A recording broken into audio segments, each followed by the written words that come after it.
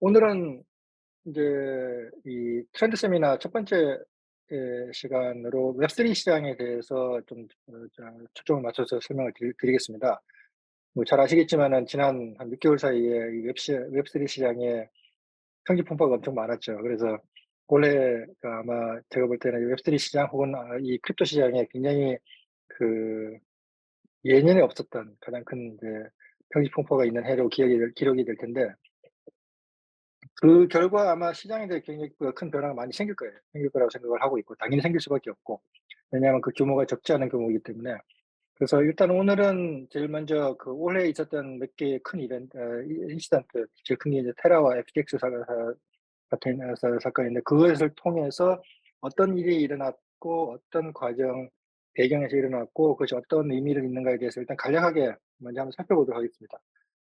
당연히 이게 뭐 이해하시겠지만 이 그 몇 개의 사고가 사태가 일어나고 나서 지금 그 크립토 윈터라고 얘기하는 아주 이 어려운 시기가 왔는데, 사실은 이 어려운 시기가 올 거라고 예상은 하고 있었고, 사실 사이클상으로 보면은 지금 올 시간이 되긴 됐던 건 맞는데, 이 일련의 사태를 통해서 훨씬 더 깊게 왔고, 또 과연 이 그 사태의 그 후유증으로 결국 크립토나 웹3 외부에 있는 사람들로부터의 이제 시각이 상당히 많이 그 바뀐다라기보다는 기존에 좀 그나마 상당히 많이 개선되고 있었던 것이 갑자기 굉장히 착 올리는 셈이 됐는데, 그것이 어떻게 될지에 대해서는 앞으로 좀 더 두고 봐야 될 것 같습니다.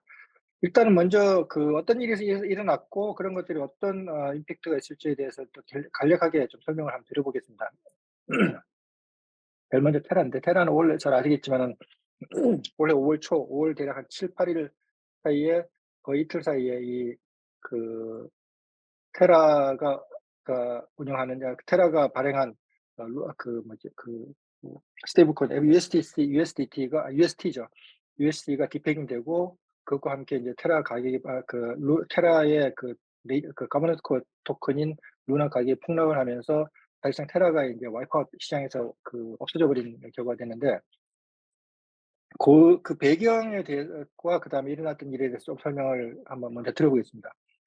잠깐 뭐 보시면은 이게 지난 한 2019년 이후부터, 2019년이 아마 대략 루나가 런칭한 루나 이 거버넌스 토큰이 발행된 시장에 처음 선을 보인 그 시점부터 보면은 대략 2021년 초부터 인제 루나 가격이 오르기 시작을 하고, 대략 2022년 5월 사고가 나기 일주일 전에 피크를 찍고, 그다음에 인제 시장이 없어져 버렸는데, 일단 이 루나하고 테라 루나 UST 그 배경을 이해를 하시려면 먼저 스테이블 코인이라는 개념을 이해를 하셔야 될 것 같아요.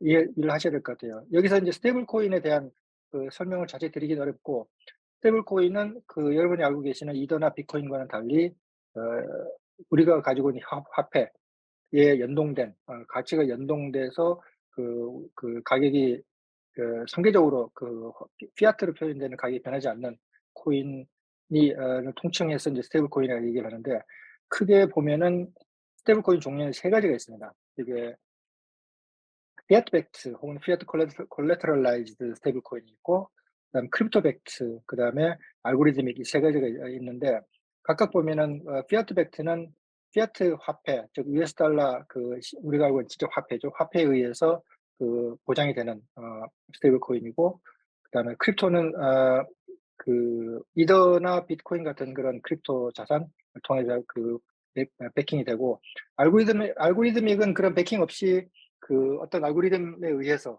그 발행되는 스테이블 코인입니다. 테라 블록체인 위에 루나와 같이 연동돼서 발행된 USD가 바로 이 알고리즘 스테이블 코인입니다. 그렇기 때문에 실제 그 가장 대표적인 피아트 백스 스테이블 코인이 USDT가 있고 USDC가 있고, 그다음에 크립토 백스 스테이블 코인으로 DAI 등이 있고, 그것이 하이브리드로 있는 것이, 약간 하이브리드 있는 게 플렉스 같은 게 있는데, USD는 철저하게 알고 다른 자산에 의해서 획득되지 않고 철저하게 알고리즘에 하게 발행이 된 스테이블 코인이었습니다.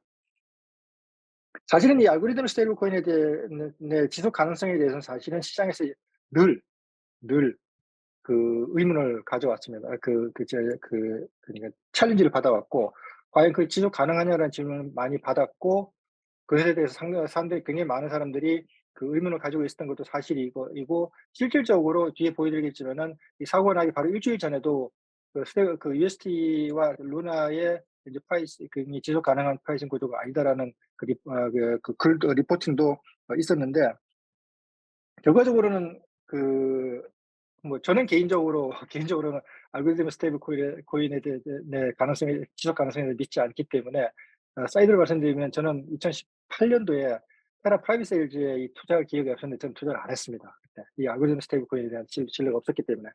그런데 배경이 가지고 있었기 때문에 알고리즘 스테이블 코인에 대해서 신뢰하지 않았는데, 실제 테라가 보면은 위에 이 가격 기술표에서 테라가 유론화 가격표에서 보시듯이 2021년 초까지는 시장에서 거의 움직임이 없었습니다. 가격표 움직임이 없었는데, 2021년부터 가격이 움직이기 시작을 하면서 쭉 올라오게 된 게 어떤 계기가 있었냐면은 바로 밑에 설명드릴 테라 생태계에서의 아주 중요한 몇 개 프로젝트가 21년부터 런칭이 되기 시작했기 때문입니다. 그중 가장 큰 게 뭐냐면, 이 화면을 보여드리면,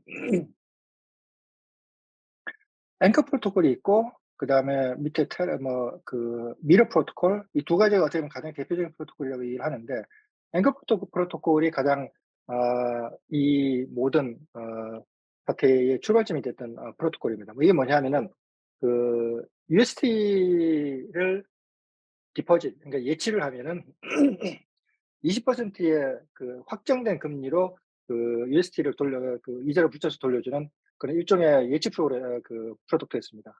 우리나라 치면은 아주 1%의 고금리의 자유 입출금 프로그램이었던 거죠.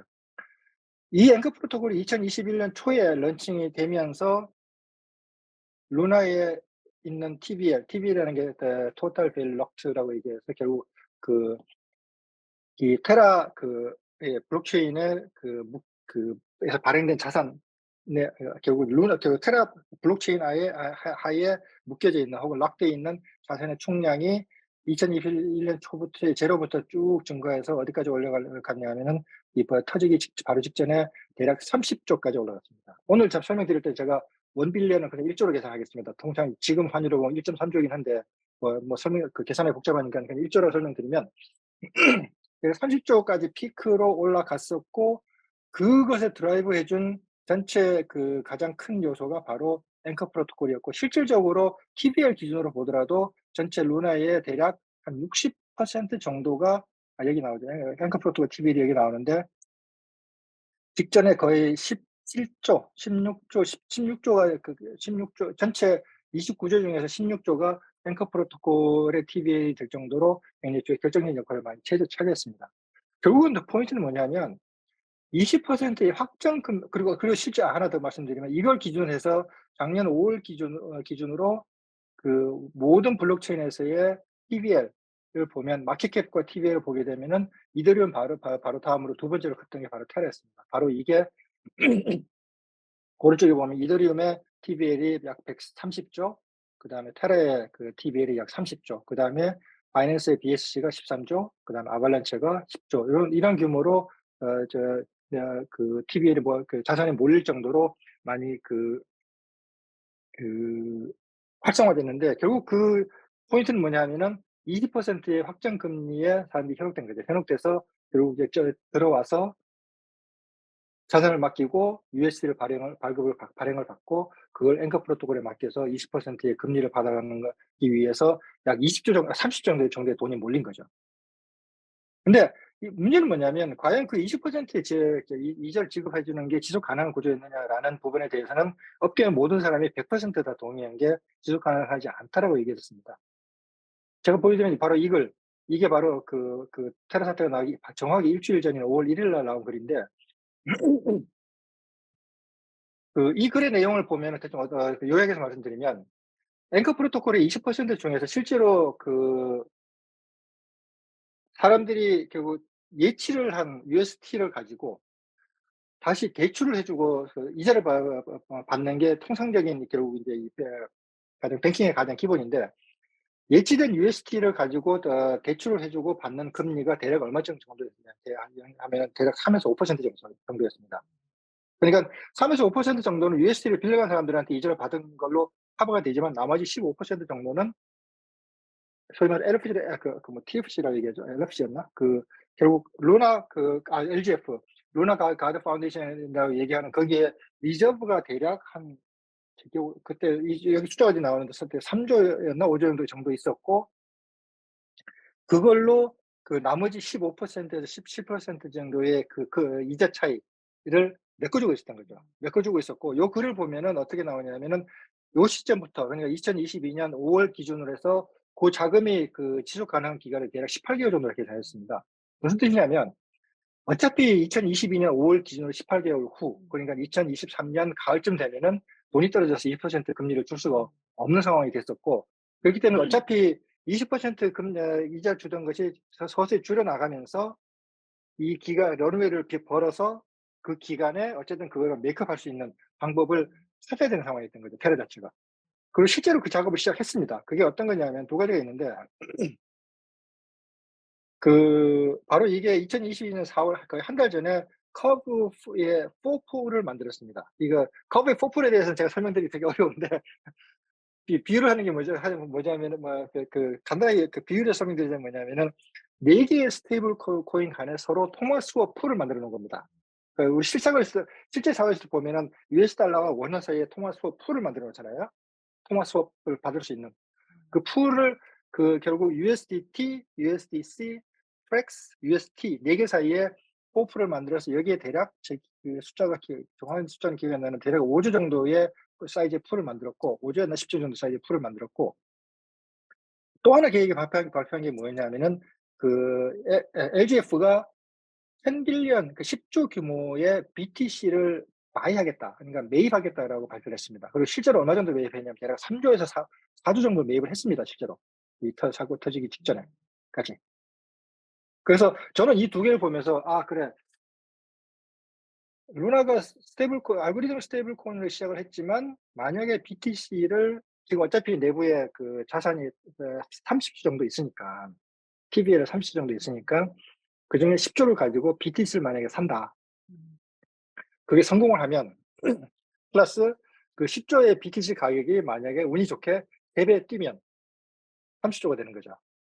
그러면 저는 그러면은 이제 테라 이 USD는 알고리즘 스테이블 코인이 아니라 크립토 백드 스테이블 코인이 되겠네라고 속으로 생각하고 있었거든요. 스마트 무브라고 생각을 하고 있었는데, 이게 발표되고 한 달도 안 돼 가지고 어떻게 들어온 거죠. 어떻게 들어왔고, 어떻게 들어온 상태에서 결국 패깅을 유지하지 못하면서 결국은 UST와 루나 사이의 연동과 관계는 서로 상호 맞물려서 연계가 되어 있기 때문에, UST가 떨어지면 루나도 떨어지고, 루나가 떨어지면 UST가 또 떨어집니다. 그러니까 일종의 데스 스파이럴로 가서 한쪽이 떨어지고 이걸 상대방이 받쳐주지 못하면 망할 수밖에 없는 구조이거든요. 그때 서로 맞물려 있기 때문에. 그래서 UST 패깅이 깨지고 루나가 깨지면서 하루였나 이틀이었나 사이에 거의 100% 폭락을 해버린 거죠. 거의 98% 폭락을 해버리고 리커버 못했습니다. 그리고 그 과정에서 LGF는 그동안 3조, 4조인가 4조인가 샀던 BTC 중에 거의 한 70에서 80% 정도를 매각했습니다. 이걸 방어하느라고, 패깅을 방어하느라고 매각했는데, 결국 방어를 못하고 대략 11조 정도의 BTC가 남아있다라고까지는 제가 알고 있는데, 그 이후에 그 자금이 어떻게 되는지 저도 잘 모릅니다. 어쨌든 이게 테라 사태인데, 그래서 결국 무슨 일이 있었냐 보게 되면은 여러분 이걸 보셔야 되는데, 아까 테라 생태계에서 루나 TVL 30조가 있었거든요. 결국 루나 가격이 폭락하기 전에 루나가 30조가 있었다는 뜻은, 이 루나 30조를 담보로 해서, 내지는 루나 30조를 활용을 해서 어딘가에 30조의 페이퍼상에 어떤 자산으로 잡혀 있었다는 뜻인 거죠, 누군가에. 그게 이제 줄줄이 드러나게 됩니다. 이때부터 시작을 해가지고.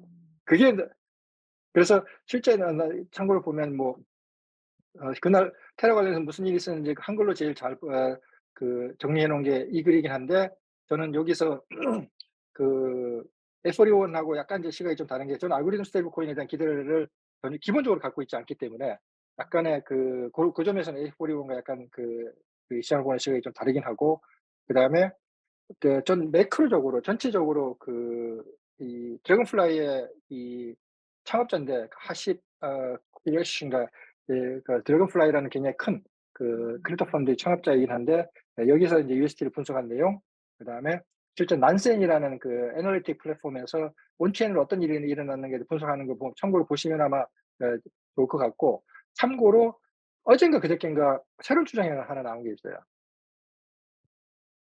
뭐냐면은, 그러면 도대체 이 디피깅을 누구부터 시작을 했냐라 누가 시작했냐라는 이론이 나오는데, 원래 두 가지 이론이 있었거든요. 하나는 미국의 블랙록 같은 가장 큰 헤지 펀드, PE 펀드가 이 월스트리트에서 여기 어택을 한 거다라는 이론이 하나가 있었고, 또 하나는 난센의 온체인의 어니스 분석을 보면은 실제 그런 어택이 있었다라기보다는 테라 자체에서 실수를 한 거다. 원래사에서 돈이 옮겨가는 과정에서 실수를 했다라는 결론을 내기도 했는데, 어제 나온 새로운 주장은 FTX가 한 1 빌리언 가지고 USD를 숏을 쳤다. 커브 4풀에서. 그리고 그게 이 붕괴 시작점이 됐다라는 글이 올라왔고, 그래서 실제 이걸 가지고 미국의 연방 검사가 FTX 조사를 FTX로 조사를 들어갔어요. 요건으로. 그러니까 FTX가 어차피 조사를 받긴 하는데, UST 디패깅의 시작점이 FTX다라는 점을 가지고 이 연방 검사가 조사를 시작했다라는 글이 뉴욕타임즈에 떴습니다. 이틀 전에. 물론 이게 얼마나 사실인지 모르겠지만은 돌고 돌아가지고 FTX가 돌을 던져가지고 결국 자기가까지 망하는 그런 사고까지 가게 된 거죠. 그래서 요거가 테라에 관련된 그런 제가 텐센트, 투센트에 공유한 내용, 이런 내용도 있으니까 참고로 보시면 될 것 같고, 아까 말씀드렸듯이 이제 테라의 루나의 TVL이 거의 30조 정도 있었고, UST만 해도 거의, UST가 발행된 게 30조죠. UST가 발행된 게 30조라는 뜻은 테라와 거래하는 뭔가의 엔티티에 30조의 자산이 있었던 뜻이래요. 밸런스에 잡혀 있었던 뜻이 된 거죠. 첫 번째로 터진 데가 바로 이 회사들입니다. 3A로 캐피탈, 줄여서 3AC, 그 다음에 보이저, 셀시어스, 블록파이, 제네시스, 이런 회사들이 결국 테러 사태 후폭풍으로 피해를 입은 회사들입니다. 제일 크게, 그리고 제일 먼저 피해를 입은 데가 어디냐면 3AC, 3에로 캐피탈인데, 3H는 싱가포르 베이스로 운영된 헤지펀드입니다. 대략 10년 정도 된 헤지펀드인데, 이 사고 날 당시에 전체 운영 자산 규모가 대략 10조 정도였는데, 정확한 저도 숫자를 찾아보진 않았지만 뭐 확인된 건 아니지만은 3A가 테러 사태에 있어서 피해본 규모가 대략 3조에서 5조 정도 피해를 봤다라고 보통 얘기를 합니다.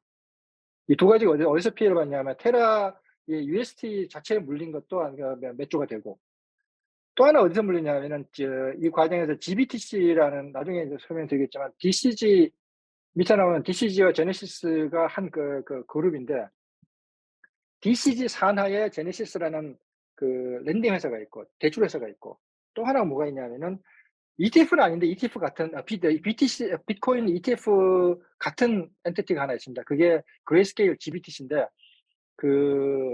ETF는 잘 아시겠지만은 개념적으로 설명드리자면은 일반인들이 접근하기 어려운 자산 풀, 자산 포트폴리오를 하나의 ETF 회사로 만들고, 그 주식을 상장을 해서 그 주식을 거래하게 함으로써 결국 일반인들이 이 ETF 포트폴리오에 있는 자산을 비례해서 소유하는 것과 같은 효과를 주는 그런 효과가 비클이 ETF입니다. ETF고, ETF가 되면서 결국 일반 리테일 투자자들도 주식시장에서 기관 투자자들과 비슷한 형태의 포트폴리오를 구축할 수 있게 된 거였죠.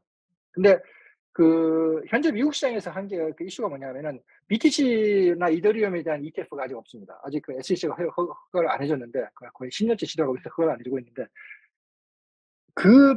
ETF에 제일 가깝게 가까운 형태로 지금 미국 증시에 상장돼 있는 게 GBTC입니다. 음. 그 GBTC에 있는 자산이 대략 45조에서 50조쯤 된다고 얘기를 하고 있는데,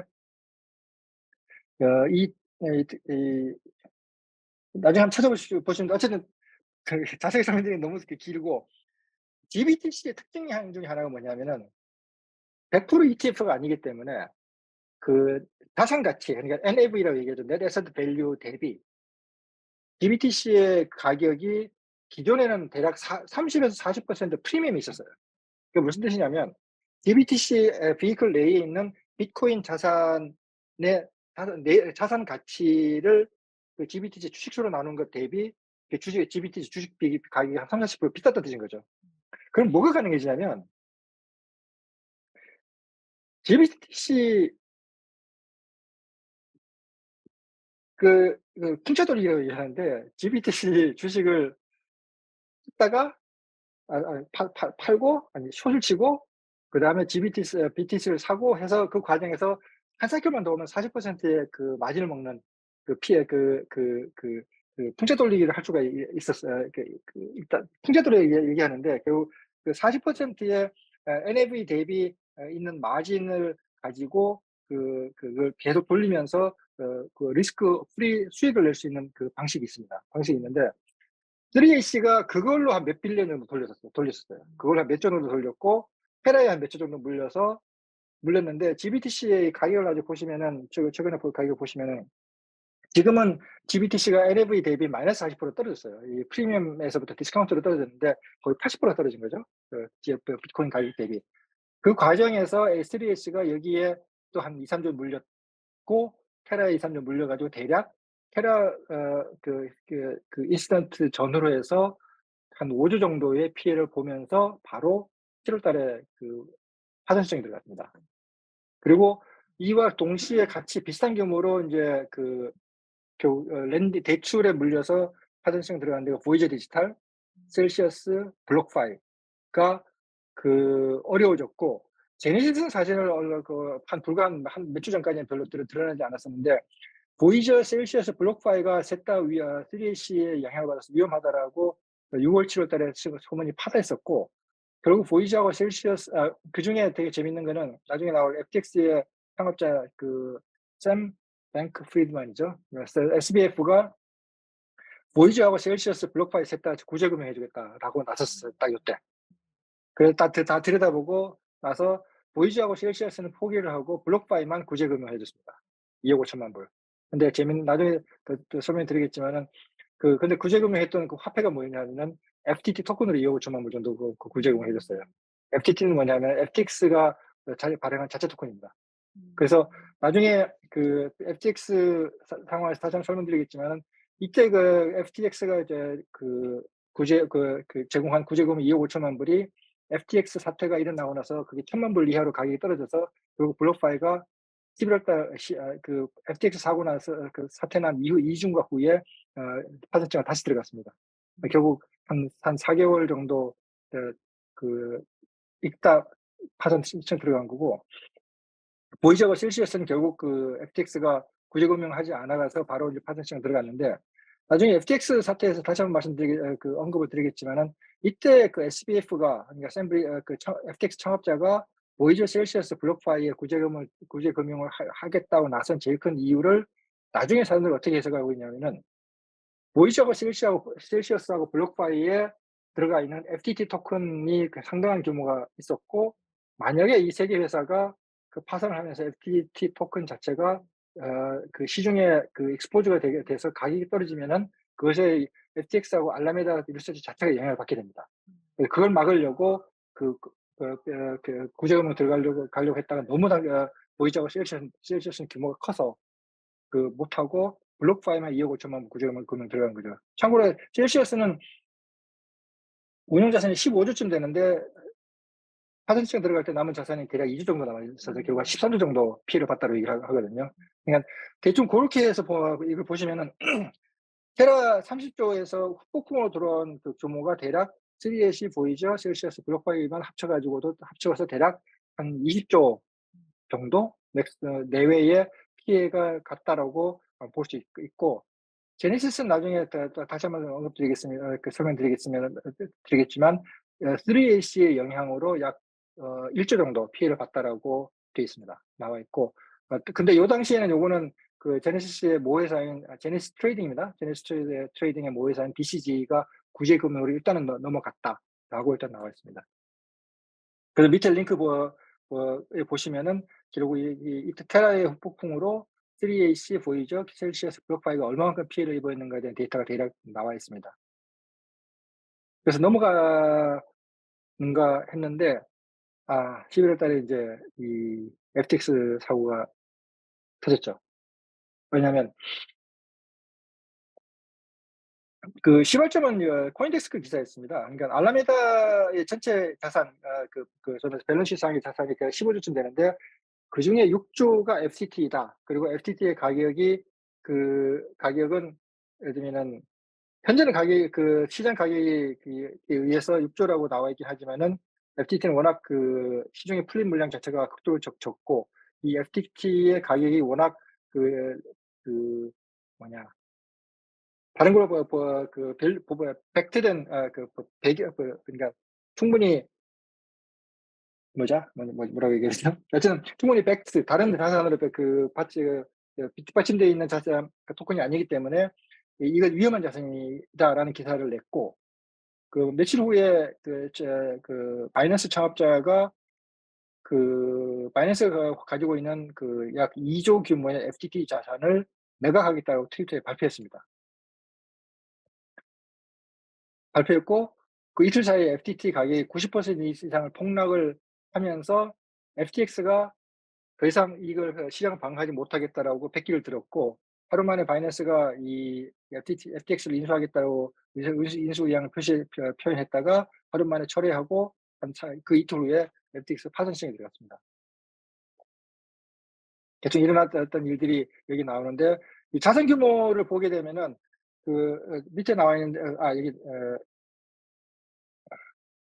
나와 있는데 알라메다라는 약간 일종의 자매 회사입니다. FTX하고 알라메다가 같은 그룹에 서로 지분 관계 약간 엮여 있긴 하겠지만은 자회사나 이런 건 아니지만 자매 회사로서 지분 관계 엮여 있는 정도인데 알라메다의 자산 규모가 대략 15조 정도로 나와 있고 그중에 10조 정도가 FTX와 직접 거래하는 것이고 그중에 6조가 FTT입니다.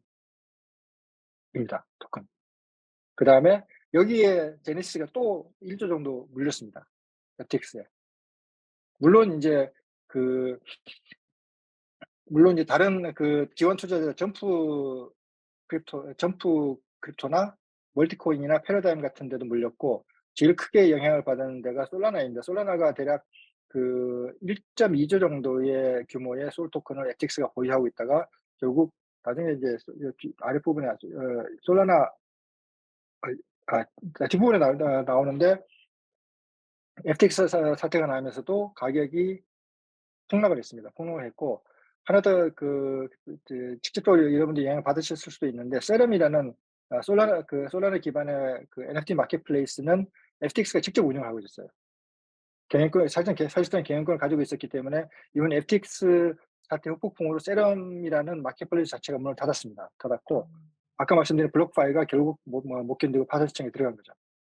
근데 이제 여기서 주목할 게 사실은 이 사태가 왜 났는가는 보면 앞에 테라한테 직접 물린 3A나 보이저, 셀시우스는 좀 다른 구조가 여기 관여돼 있는데 몇 가지 핵심 포인트 말씀드리면 첫 번째가 이 알라메다 자산은 전체 15조 정도 중에서 대략 6조 정도가 자산이 FTT 토큰입니다. 우리나라에는 거래소가 토큰을 발행하는 케이스가 없지만 바이낸스가 BNB 토큰을 발행하는 것과 똑같은 구조인데 BNB 토큰이 전체 자산의 40%라고 보시면 되는 거죠. 비율을 하자면은. 그런데 이 FTT 토큰은 전체 물량의 90% 이상을 FTX와 알라메다가 직접 보유하고 있고 실제 시중에 유통되고 있는 물량이 전체 10%밖에 안 되기 때문에 가격 조작이 되게 쉽습니다. 그러니까 결국은 무슨 뜻이냐면은 FTX와 알라메다가 FTT 가격을 조정을 했을 가능성이 굉장히 높고 조작해서 유지가 된 높은 가격을 담보로 해서 알라메다는 그걸 담보로 다른 데서 차입을 한 거죠. 거기에 물린 게 예를 들면 제네시스가 1 조가 물린 겁니다.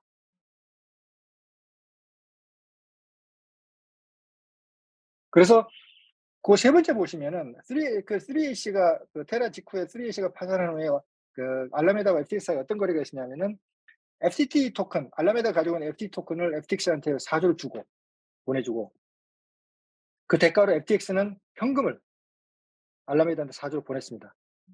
근데 4 조라 그 자금은 어떤 자금이냐?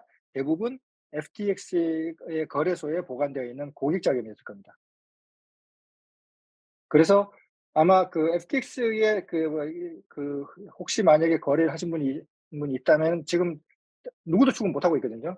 누구도 추궁 못 하고 있고, 그 규모가 대략 20조 정도 되고 있는 거, 20조에서 25조 정도 되는 걸로 알고 있고, 예를 들면 그 돈 중에 4 조를 FTX가 FTT를 담보로, FTT 토큰을, 그러니까 자기네가 직접 가격이 그 가격 조작이 가능한 토큰을 담보로 4 조를 빌려준 거죠.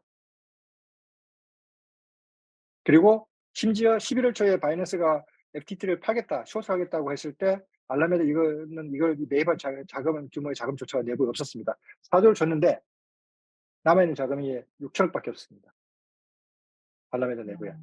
그러니까 결국은 FTX 사태의 본질은 앞에 테라나 3AC 제네시스와 좀 다르게, 아마 이 그림을 보시는 게 이 그림이 제일 정확히 표현하고 있을 것 같은데, 저 가운데 보여 있는 FTX와 알라메다 사이의 내부자 거래를 통해서 결국 왼쪽에 고객들로부터 들어온 그 고객들로부터 FTX에 예치된 자금을 마음대로 돌려 쓴 거죠. 그러다가 이 FTT, 결국 이 두 개 회사 FTX와 알라메다의 자산의 대부분을 차지한 FTT 토큰 자체가 가격이 90% 폭락을 해 버리니까 서로 자기의 렌딩, 그러니까 대출 받은 것을 받쳐줘, 그러니까 오른쪽에 보면은 제네시스 같은 데가 있죠. 그다음에 내지는 오른쪽 위에 보면 디파이, 내지는 위에 셀시어스, 보이저, 이런 회사들한테 FTT를 담보로 맡기고 대출을 받았던 것을 에 대해서 담보 가치가 떨어지니까 청산을 해야 되는데 FTT 청산 자체가 안 되니까 이제 또 돈을 갚아야 되는 상황이 되고, 돈을 갚아야 되는데 알라메다에 또 돈이 없고, 그러다가 FTX의 고객 자금을 다 끌어다가 알라메다한테 주면서 막다가 더 이상 못 막게 되니까 그냥 파산층에 들어가 버린 거죠. 그러니까 그 FTX와 앞에 케이스가 굉장히 다른 거는, FTX는 결국은 FTX와 창업자와 알라메다의 대표 대표 사이 경진에서의 모럴 해저드가 가장 큰 이유라고 보시면 될 것 같습니다. 그래서 인제 그 FTX에 일어난 사건들에 대한 글을 정리를 했는데, 여기서 인제 오늘 났던 기사인데 바하마에서 SBF가 체포됐답니다. 미국 정부에서 요청을 해 가지고 바하마 정부가 바하마에서 거주하고 있던 하고 있던 SBF를 체포를 했는데, 실제 이것이 나중에 어떻게 될지는 두고 봐야 될 것 같습니다. 오늘 트위터에 떴던 내용이 그 기사여 가지고서 정확히 어떻게 그게 일어나고 있는지 아직 정확히 모르겠고요. 자, 그리고 마지막으로 인제, 마지막이 아니라 하나 더 있긴 한데, 일단 제네시스. 제네시스 사실 이거는 현재 진행형이기 때문에 뭐라고 얘기하기 좀 어려운 게, 제네시스 트레이딩이 3AC한테 1 조가 물렸고 FTX에 1 조가 물렸는데, 그것에 대해서 인제 DCG가 3AC한테 물린 1 조는 지난 6월 달에 지원을 해 줬고, 이번에 FTX한테 물린 1조 중에서 5천억은 지원을 했는데 추가 지원을 현재 보류하고 있는 상태입니다. 그다음에 지금 현재 관련된 이 채 그 채권의 만기가 대략 1차 만기가 내년 3 월이거든요. 그래서 일단 내년 3 월까지는 시간이 있는 상태이고, 그래서 DCG하고 제네시스는 그것에 이걸 문제를 해결하기 위한 펀드레이징을 대략 2조 정도 규모로 진행하고 있는데, 실제 잘 되고 있는 것 같지는 않습니다. 그러니까 있지는 않고, 그래서 시장에서 제일 주의 깊게 보고 있는 거는, 제일 큰 게 아까 말씀드렸던 그레이스케일 GBTC ETF, ETF는 아니라 ETF 비슷한 것, 이 과연 어떻게 영향을 줄 것인가라는 부분이 제일 큰 관건입니다. 현재 기준으로 보면 GBTC의 전체 그 자산 가치가 45 조인데, 만약에 이 이제 그 GBTC ETF, ETF 아닌데 이 중에 ETF라고 부르겠습니다. GBTC ETF가 청산이 된다. 무슨 사고가 상황이 발생하냐면은 기존의 45 조만큼의 비트코인이 풀린다는 뜻입니다. 현재 비트코인이 전체 마켓 캡이 대략 얼마쯤 되냐면 대략 4조 좀 안 되거든요. 350조 좀 되는데, 그것의 10%가 넘는 물량이 한순간에 풀린다는 뜻이고, 그러면은 지금 비트코인 가격이 아마 그냥 폭락할 겁니다. 근데 이 크립토라는 게 보면은 모든 토큰이 다 독립적으로 움직이는 것 같으면서도 사실은 비트코인이 내려가면 다 내려가고 비트코인이 올라가면 다 올라갑니다. 그렇기 때문에 아마 이것이 어떻게 보면은 그 영어로 표현 그런 표현이 있죠. 그 관의 마지막 못을 박는다 얘기하는데, 이게 아마 만약에 GBTC가 청산이 되게 되면은 이거 그럼 아마 크립토 시장, 이 크립토 토큰 시장은 어쩌면 회복하기 그 어려운 상황까지 갈 수도 있습니다. 물론 이제 예전에 보면은 그 2007년인가에 최초의 그 그 그 암호화폐 거래소 마운트 콕스가 일본에서 파산한 적이 있었거든요. 그때 마운트 콕스의 예치되어 있던 암호화폐 자산의 규모가 당시 전체 비트코인의 3분의 1쯤 됐습니다. 근데 그래서 그것이 굉장히 큰 영향을 줄 수도 있었는데, 다행히 그 물량이 풀리지 않고 있다가 그게 인제 법원의 그 소송을 거쳐 가지고서 그 판결이 난 게 2 년인가 3년 전에 나 가지고, 그때 인제 비트코인 물량이 풀리기 시작했거든요. 풀리기 시작했는데, 아마 그때보다 이번에는 훨씬 더 큰 영향을 줄 수도 있을 것 같습니다. GBTC, 왜냐하면 이거는 그 기관 투자자들이 다 돈을 투자해서 산 자산들이기 때문에, 기관 투자자는 자기의 맨데이트상 만약에 GBTC가 리퀴데이션 들어가게 되면은 이거 자산을 최대 ASAP 팔고 자기 그 피해를 보더라도 팔고 회수해야 되는 의무가 있기 때문에, 만약에 그 의무를 지키지 않으면 그 자산 그 펀드 운영사는 저는 파이어가 되거든요. 그렇기 때문에 한꺼번에 팔아야 되는 거고, 그래서 아마 제일 큰 영향을 받을 위험성이 제일 큽니다. 이 중에 하나 그 관건이 뭐냐면, 이렇게 최근 소식이라고 되어 있는 것이, 제네시스가 발행한 10년 만기금 2.35 조, 약 2.5조 정도 되는 만기금, 10년 만기금이 있는데, 여기에 콜옵션이 있답니다. 콜옵션이 있어 가지고서 만약에 돈을 빌려준 사람이, 이 업무를 받고 돈을 빌려준 사람이 콜옵션 행사하게 되면은 제네시스가 이익 2.5 조도 추가로 마련을 해야 되는 상태여 가지고서 다음이 좀 더 다시 어려워진 상황이 됐다고 얘기하고 있는데, 이 부분까지는 실제 내년 빠르면 내년 3월 아니면 내년 상반기 정도까지는 좀 더 두고 봐야 될 것 같고, 이게 어떻게 보면은 이 암호화폐 시장에서의 마지막 그 관의 못질을 하는 것이 되지 않을까 하는 부분이 되고 있고, 여기가 이제 글로벌 시장인데, 위믹스는 사실은 글로벌 시장에 크게 주목을 받지는 않는데, 국내에서는 이 위믹스가 되게 큰 영향을 지금 주고 있는 것 같아요. 주고 있는 게 뭐냐면은, 위믹스가 이제 상장 폐지가 되면서, 사실 저도 예상을 못 했던 거긴 한데, 저는 위믹스가 상장이 폐지되면 위믹스 토큰이 상장이 폐지되고 위믹스에만 큰 데미지가 있겠다라는 정도로 생각을 했었는데, 막상 이제 국내 게임 업계 중에서 보면은 이 최근에 위믹스가 지난 한 1-2년 사이에 결국 이 자기네 에코시스템 기반으로 100개 정도의 게임을 자기 에코시스템에 올리겠다라는 계획을 가지고 굉장히 적극적으로 투자를 하거나 아니면 퍼블리싱 계약을 하면서, 그래서 자금을 뭐로 줬느냐면은 위믹스 토큰을 줬습니다. 그게 아마 풀린 게 이제 몇 천억 정도, 천억 이상은 안 풀려 있는 것 같아요. 제가 그 정확한 금액은 모르겠고. 그래서 아마 현재 국내에서는 사실 어떻게 보면 위믹스가 가장 마지막 타겟이 될 수 있을 것 같은데, 이것 때문에 국내 대부분의 지금 상당히 많은, 대부분이 아니라 상당히 많은 게임 개발사 내지는 퍼블리셔들이 지금 자금난을 겪고 있고, 왜냐하면은 대부분 자금을 위믹스로 받았는데, 위믹스가 상장 폐지되면서 가격이 폭락을 하면서 이거를 환전할 수 있는 방법도 일단 상당히 막히는, 굉장히 제약이 되어 있거든요. 지금 위믹스가 여전히 상장되어 있는 거래소가 2군데가 3군데밖에 없는데, 거래량이 그렇게 많지 않기 때문에 이거 환전을 하고 싶어도 환전이 되지 않는, 리퀴디티가 없기 때문에 환전이 되지 않는 상황이어 가지고 굉장히 어려운 상황이 되고 있고, 하다 보니까 좀 말이 좀 길어졌네요. 올해 일어났던 이 상황들을 쭉 보면 밑에 아마 한 번 더 설명을 드리겠습니다마는, 일단은 몇 가지 공통점이 있는 것 같아요. 첫 번째는 보시면 아시겠지만 처음에 테라를 제외하고는, 근데 사실 테라도 어떻게 보면은 따지고 보면 상당히 꼭 그렇진 않지만, 테라를 제외하고는 나머지 3AC, 보이저, 셀시어스, 블록파이, FTX, 제네시스 다 디센tralized 서비스가 아닙니다. 음. 우리나라 용어로 얘기하면 디파이가 아니라 시파이 업체들이 같은 거죠. 그러니까 예를 들면 3AC가 누구한테 돈을 빌려주고 돈을 받고, 보이저가 누구한테 돈을 빌려주고 돈을 받고, 제네시스가 누구한테 돈을 빌려주고 받고, FTX가 누구한테 돈을 빌려주고 받고는 온체인에 남아있지가 않습니다.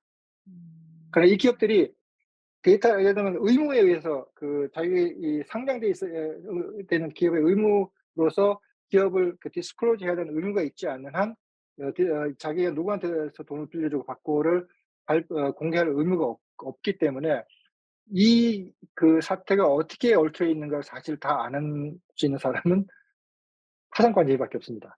음. 이 업체들이 파산 신청한 것을 보고 들어가서 실제 이걸 북을 다 까보는 그 사람 외에는 정확한 내용을 알 수 있는 방법이 없고, 그렇기 때문에 사실 엄밀히 얘기하면은 이거는 웹3나 디센tralized 블록체인의 실패라기보다는 CeFi, 센트럴라이즈드 금융기관, 그런데 그러면서도 기존 전통적인 금융시장 밖에 있었기 때문에 기존 규제에 영향을 받지 않는, 그러니까 일종의 그레이 영역인 거죠.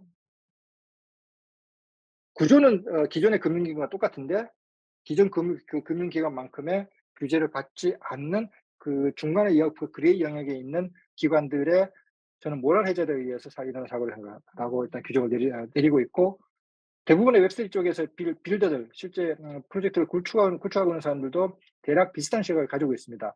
실제로 보면 이 중에 예를 들면 테라나 3AC 영향 이런 사태가 났을 때에도 보이즈, 셀시어스, 블록파이, 제네시스 같은 C파이들은 다 물렸지만 실제 3AC한테 돈을 빌려줬던 메이커다오, DAI는 다이는 하나도 다 전액 회수했거든요. 왜냐하면은 대출 나갈 때 담보로 받은 이더리움이 됐든지 그런 토큰에 대해서 담보 대출 나가는 금액 이상의 담보를 가지고 있었고, 만약에 상대방이 카운터파티 리스크가 생기면은 바로 리퀴데이션 해가지고서 전액 회수했기 때문에 실제 디파이 업체들은 3AC나 FTX나 테러 사태로 직접 피해를 받은 업체는, 디파이 때문에 피해를 업체는 사실은 없습니다. 엄밀하게 보자면은 이거는 CeFi 업체들의 실패이지 디파이의 실패라고 보기는 어렵다라는 게 첫 번째인 것 같고, 그럼에도 불구하고 어떤 영향을 줄 수 있을 것 같으냐면은, 사실은 국내도 마찬가지이고 미국의 월스트리트도 마찬가지이고, 어쨌든 지난 한 2년 정도죠. 맥스 3년. 2020년에 좀 알아보고 설명드리겠지만 2020년에 디파이 서머라고 볼 수 있고, 2021년이 솔라나를 비롯한 알트 레이어 1, 그다음에 P2E 게임이 붐이 확 일어나면서 결국 기관 투자자들이 인제 슬슬 발을 담그기 시작했어요. 근데 이 사태를 통해 가지고서 아마 FTX에 상당히 많은 기관 자금이 물렸을 거고, 그다음에 또 하나 더 큰 거는 제네시스와 DCG를 통해 가지고 상당히 많은 자금이 물렸을 겁니다. 특히 그레이스케일에 상당히 많이 45조 조에 자금이 들어가 있고, 물론 월스트리트에서 지금 현재 운영하는 실제 헤지 펀드 자산을 다 합치면 10조 달러가 넘기 때문에 이거는 어떻게 보면 피딱 포할 만한 규모이긴 한데, 그럼에도 불구하고 제가 볼 때는 이게 그레이스케일의 자세나, 그럼에도 불구하고 제가 볼 때는 기관 투자자들이 이제는 펀드 매니저가 웹3의 가능성을 보고 "여기에 투자를 해 봐야 되겠습니다."라는 얘기를 펀드한테 하기 어렵게 됐다는 게 오히려 더 큰 피해인 것 같아요. 그래서 아마 이 크립토 윈터가 어차피 사이클상으로 올 수밖에 없는 대충 올 때쯤 되긴 했지만, 이 일련의 사태로 인해서 이 크립토 윈터가 훨씬 더 길게, 훨씬 더 깊게 갈 가능성이 높고, 만에 하나 아까 말씀드린 GBTC 이 45조 조가 깨져서 리퀴데이션 돼서 이게 BTC 비트코인 물량이 한꺼번에 시장에 풀리게 되면은 또 풀리고, 그것에 의해서 비트코인 가격이 지금 얼마죠? 얼마 13,000 2만 불 정도 되나요? 2만 불 정도에서 대충 10,000불 밑으로 한 5,000불, 7,000불까지 다시 내려가게 되면은 그거 회복하는 데 상당히 많은 제약이 될 것 같습니다. 저는 그게 더 큰 영향이라고 생각을 하고 있고, 그럼에도 불구하고 밑에 인제 그 뒷부분에 인제 2022 년의 키워드, 2023년 전망을 보시면 아시겠지만은 웹3 빌드는 계속됩니다. 계속되고 있고, 예, 일단 두 번째 파트 시작하기 전에 첫 번째 파트에 대한 질문 몇 개 올라온 거 간단히 인제 제가 답을 좀 드리고 지나갈게요. 처음에는 카나로 님이 그 질문 3 개씩 올리셨는데 작년 암호화폐 시장의 호황은 3AC, 보이저 등 대형 투자자가 등장했기 때문이라고 볼 수 있나요? 대체로 맞다고 보면 되는데, 뭐 볼 수 있다고 합니다마는 이 대형 투자자들만이 요인이라고 생각하지는 않습니다. 근데 인제 제가 경험했던 바로 직전의 호황이 언제였냐면은 잘 아시는 2017년, 18년 이때였는데, 그때는 하고 지금의 차이는, 제일 큰 차이는 말씀하신 대로 대형 투자자, 기관 투자자가 좀 상당히 많이 진입했기 때문이라고 볼 수 있을 것 같아요. 근데 2017년, 18년도는 거의 대부분의 자금이 굉장히 리테일 자금이었고, 요번에는 아마 저희 추정으로는 2020년부터 일어났던 그런 리테일 자금보다는 기관 투자자 자금이 지금 훨씬 높았던 걸로 이해를 하고 있고, 그렇기 때문에 그런 의미에서 보면은 기관 투자 자금이 등장했기 때문에 대형 기관 투자 자금이 드라이브한 거다라는 걸 맞고, 거기에 3A나 보이저 디지털이 들어가는 게 맞는지는 잘 모르겠어요. 맞는지 모르겠는데, 여기보다는 오히려 다른 헤지 펀드들이 자금이 많이 더 들어온 것이, 아무래도 3AC 같은 데그 헤지 펀드도 있지만은 보이저는 랜드라고 봐야 되기 때문에 자금 유입에 큰 영향을 기대 역할을 했다고 보기는 좀 어려울 것 같고요. 이번이 테라에 문제가 있다는 것이 이미 알려져 있음에도 불구하고 3AC, 보이저, 셀시어스 등이 계속 투자를 계속한 이유는 리스크 프리한 풍차 돌리기 때문이라고 볼 수 있나요? 잘은 모르겠지만 전 그렇게 생각하는 게, 결국은 아까 그러니까 알고리즘 스테이블 코인에 대해서도 믿지 않으면서도 결국 그 마지막에 폭탄이 터지기 전에 나만 빠져나가면 된다라는 멘탈리티들이 보통 투자자 기관 이런 트레이더들한테 있거든요. 실제로 아까 말씀드렸던 테라 프라이빗 세일즈 2018년도에 이제 검토했을 때 저하고 이제 미국에 있는 VC하고 같이 검토했는데, 저는 안 들어가고 그 VC는 들어갔고, 그 VC가 2021년 말, 작년 말에 다 털었거든요. 얼마 털었냐면 100만 불 넣어서 1억 불 벌었습니다. 그 뜻은 결국은 마켓 사이클에서 결국은 타이밍이 어떻게 사느냐 이슈이지, 근본적으로 봤을 때 안 된다라고 보고 투자를 안 하게 되면은 사실은 이 마켓 업 사이클, 다운 사이클에서의 이익을 보기 어려운 거죠.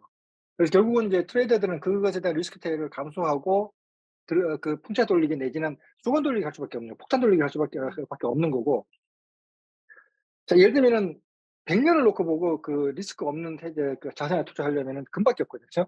근데 결국은 monthly, quarterly 단위로 해서 내지는 데일리로 해서 리스크를 감수하고 트레이딩 해야 되는 거기 때문에, 결국 테라 문제 있다라는 걸 인식을 하면서도 계속 투자를 한 거. 그다음에 아까 말씀드린 GBTC가 프리미엄 40%나 있는 것이 말도 안 되는 것임에도 불구하고 당장 리스크 프리에 투자 돌리기가 가능하니까 이렇게 돌렸을 거라고 좀 해석을 하고 있고요.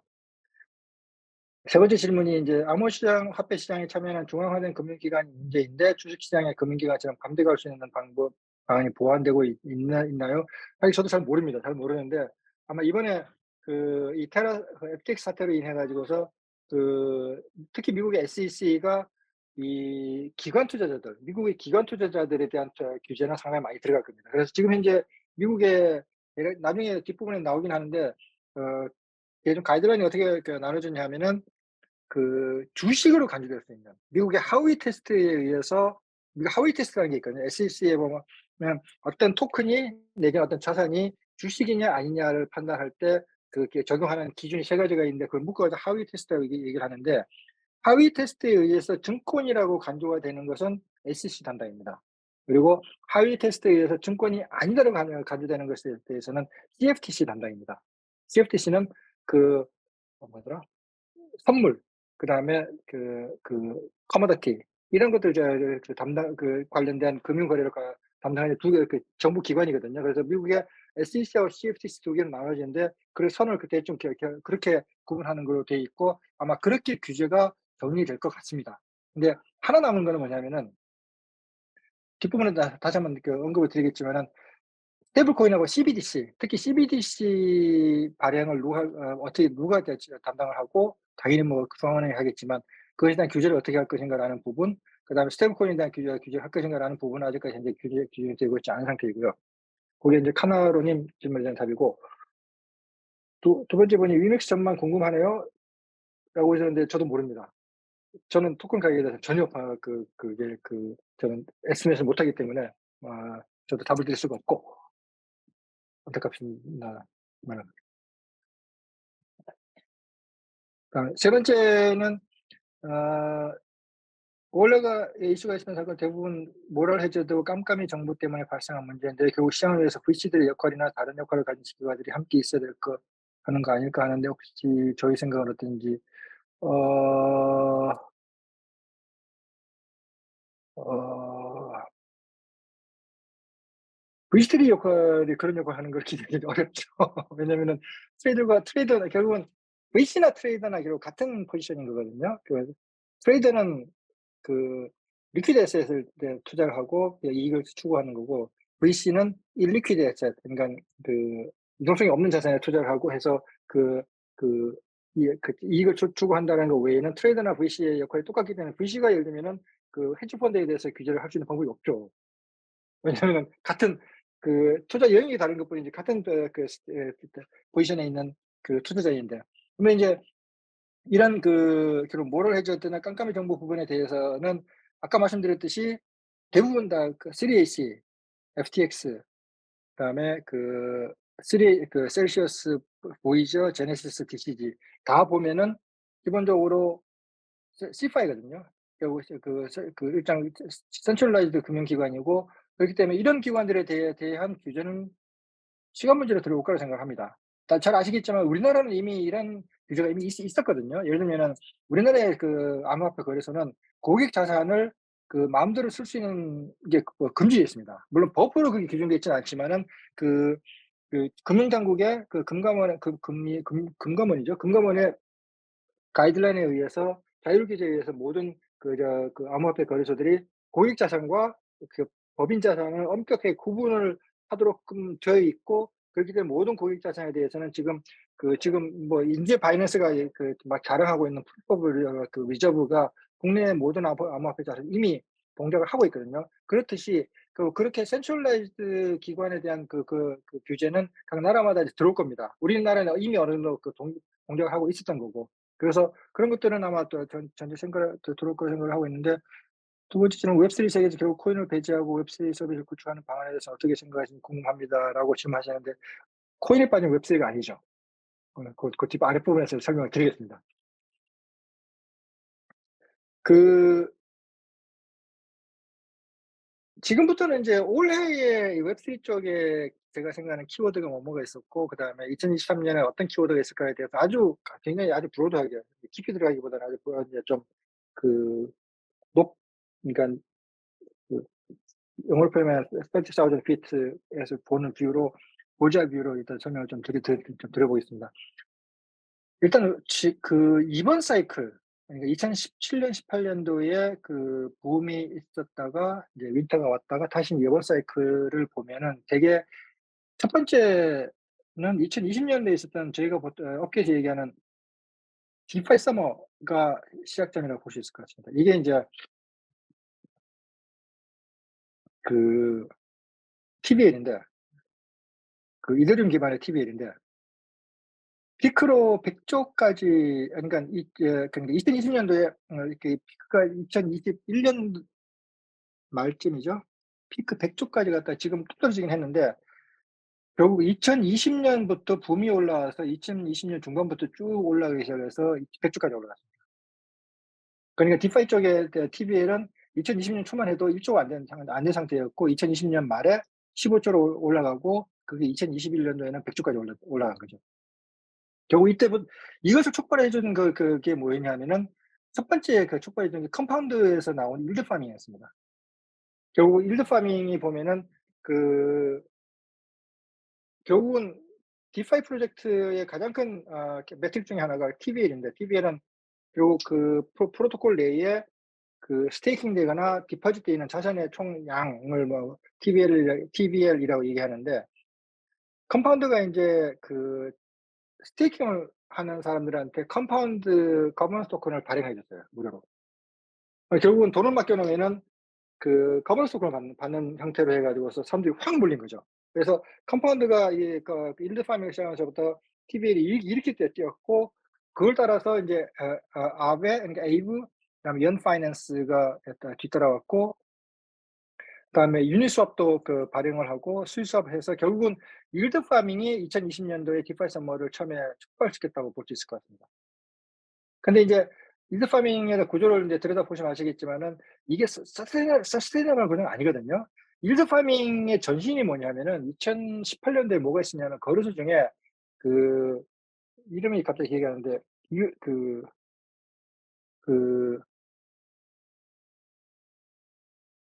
갑자기 기억이 안 나는데, 이름이 기억이 안 나는데, 거래소에서 예를 들면 비트코인을 사거나 팔면은 거래하는 양에 비례해서 거래소 발행 토큰을 준 적이 있었어요.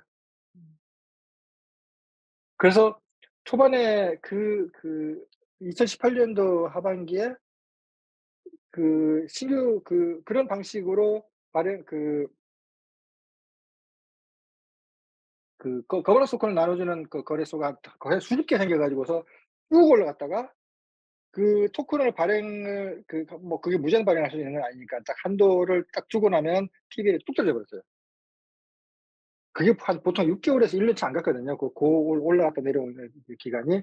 고런 시절이 2018 년도에 한번 있었는데, 그것도 거의 비슷한 방식으로 결국 디파이 쪽 프로토콜에 일드 파밍 거버넌스 토큰을 발행해서 스테이킹을 하거나 디파짓 하는 사람들한테 주는 방식으로 2020년 디파이가 시작되면서, 어떻게 보면 지난 3년 동안에 웹3 붐이 다시 시작된 셈입니다. 그게 이제 2020 년에 디파이 서머고, 그걸 뒤이어온 게 2021 년도에 두 가지가 있는데, 플레이트 원, 그러니까 엑스 인피니티가 있었고, 그다음에 또 하나가 인제 2021 년을 다른 시각에서 보면은 이어 오브 레이얼 L1 이라고 표현합니다. 근데 인제 여러분 잘 아시는 인제 엑스 인피니티 보면은, 엑스 인피니티가 2021년 봄부터 시작해서 해서 쭉 올라가서 이게 8 월인가 11 월인가 이때 피크를 딱 찍고 쭉 내려갔다가 지금 다시 없어졌습니다. 그리고 피크 때 엑스 인피니티의 마켓 캡을 보면 요게 30 조쯤이라고 된 거 나오죠. 피크로 얼마까지 올라갔었냐면은 35 조까지 올라갔고, 그 35조 올라갔을 때에 마켓 캡은 EA보다 컸었습니다. 그러니까 일렉트로닉 아츠보다 생긴 지 1 년밖에, 그러니까 생긴 지는 한 5년 됐죠. 5년 됐지만 본격적으로 뜨기 시작한 지 1 년밖에 안 되는 엑스 인피니티의 마켓 캡이 더 컸던, 이런 약간 당연히 인제 비정상적이라고 얘기할 수 있는 그런 업다운이 있었던 거죠. 이것도 비슷한 거죠. 결국 플레이트 원, 스태프도 마찬가지죠. 한 3-4 개월 쭉 올라갔다가 뚝 떨어지게 된 거죠. 결국 그 아까 말씀드렸던 2018 년도에 거래소, 제 이름이 기억 안 나는 거래소하고 토큰을 발행해 준 거래소, 그다음에 디파이에서 일드 파밍, 그다음에 엑스 인피니티, 스테픈, 저는 다 뭐라고 생각하냐면은 결국은 좀 더 펀치였던 거죠, 펀치. 결국은 후기에 빨리 먼저 들어와서 참여하는 사람들은 가버넌스 토큰을 많이 받아서 그걸 가지고서 빨리 털고 나가고, 뒤에 제일 마지막에 들어온 사람들이 물리는 그런 게 폰지였던 거죠, 일종의. 그걸로 해서 어쨌든 시장 자체가 확 올라갔습니다. 올라갔고, 근데 당연히 디파이 서머 보면은 디파이 이때 만들어진 인프라들이, 일드 파밍은 당연히 2020년 끝날 때 2021년 1년 내외 지나고 나서 결국 발행되는 토큰에 더 이상 토큰이 발행되지 않는 시점에 마찬가지로 일드 파밍도 꺼져 버렸습니다. 꺼져 버렸고, T2도 마찬가지로 인제 초반에 들어가서 막 이제 돈을 열심히 버 어 뭐 마이닝 해 가지고, 게임을 해 가지고서 토큰을 받은 걸 가지고 팔아서 돈을 벌던 사람들이 피크로 돈을 벌던 시기가 딱 올라갔다가, 인제 공급에 비해서 수요가 더 많아지니까 이 가격이 뚝뚝뚝 떨어지면서 떨어졌던 거고, 스팀도 똑같은 구조가 됐던 거죠. 그래서 구조적으로 보게 되면은 디파이 서머를 유발시킨 일드 파밍이나 아니면 P2E의 이 어닝, 플레이 투 원 메커니즘 자체가 기본적으로는 펀디노믹스에 의해서 돌아갔지만 시장을 가속화시키는 데는 굉장히 또 도움이 됐던 거죠. 아까 말씀드린 그 테라의 그 앵커 프로토콜도 똑같은 거죠. 어떻게 보면은 20% 금리를 가지고 확정 금리를 가지고 유입을 시켜 가지고서 18개월밖에 못 간다는 걸 뻔히 알면서도 결국 수건 돌리기, 폭탄 돌리기 하다가 결국 폭탄 돌리기 한 18개월 후에 터질 거라고 기대를 하면서 들어왔던 사람들이 한 8개월 만에 터지니까 모든 사람들이 다 피해를 본 거죠. 반면에 2021년 또 다른 사람들은 어떤 얘기를 하냐면 그 레이어 1의 그 해라고 얘기하기도 합니다. 왜냐하면 솔라나 그래프를 보이시면 이게 2000 솔라나가 2021년 봄부터 해 가지고 쭉 올라가서 2021년 말 정도 이렇게 피크까지 올라갔었거든요. 이게 솔라나였고 요 당시에 요 당시에 그 레이어 1을 마켓 캡으로 쭉 기준으로 줄을 세어 보면은 당연히 인제 비트코인, 이더리움에 1, 2위 서고 그다음에 인제는 이게 뭐 테라, 솔라나 그다음에 뭐 아발란체 등등 해 가지고 탑 5 안에 들어가면 대략 마켓 캡이 얼마쯤 나왔냐면 50 조쯤 나왔습니다. 그리고 탑 10이 되게 되면은 10 조쯤 나왔고 이게 금년 봄 기준으로 이 레이어 1의 그 일단 밸류에이션이 있습니다. 결국은 그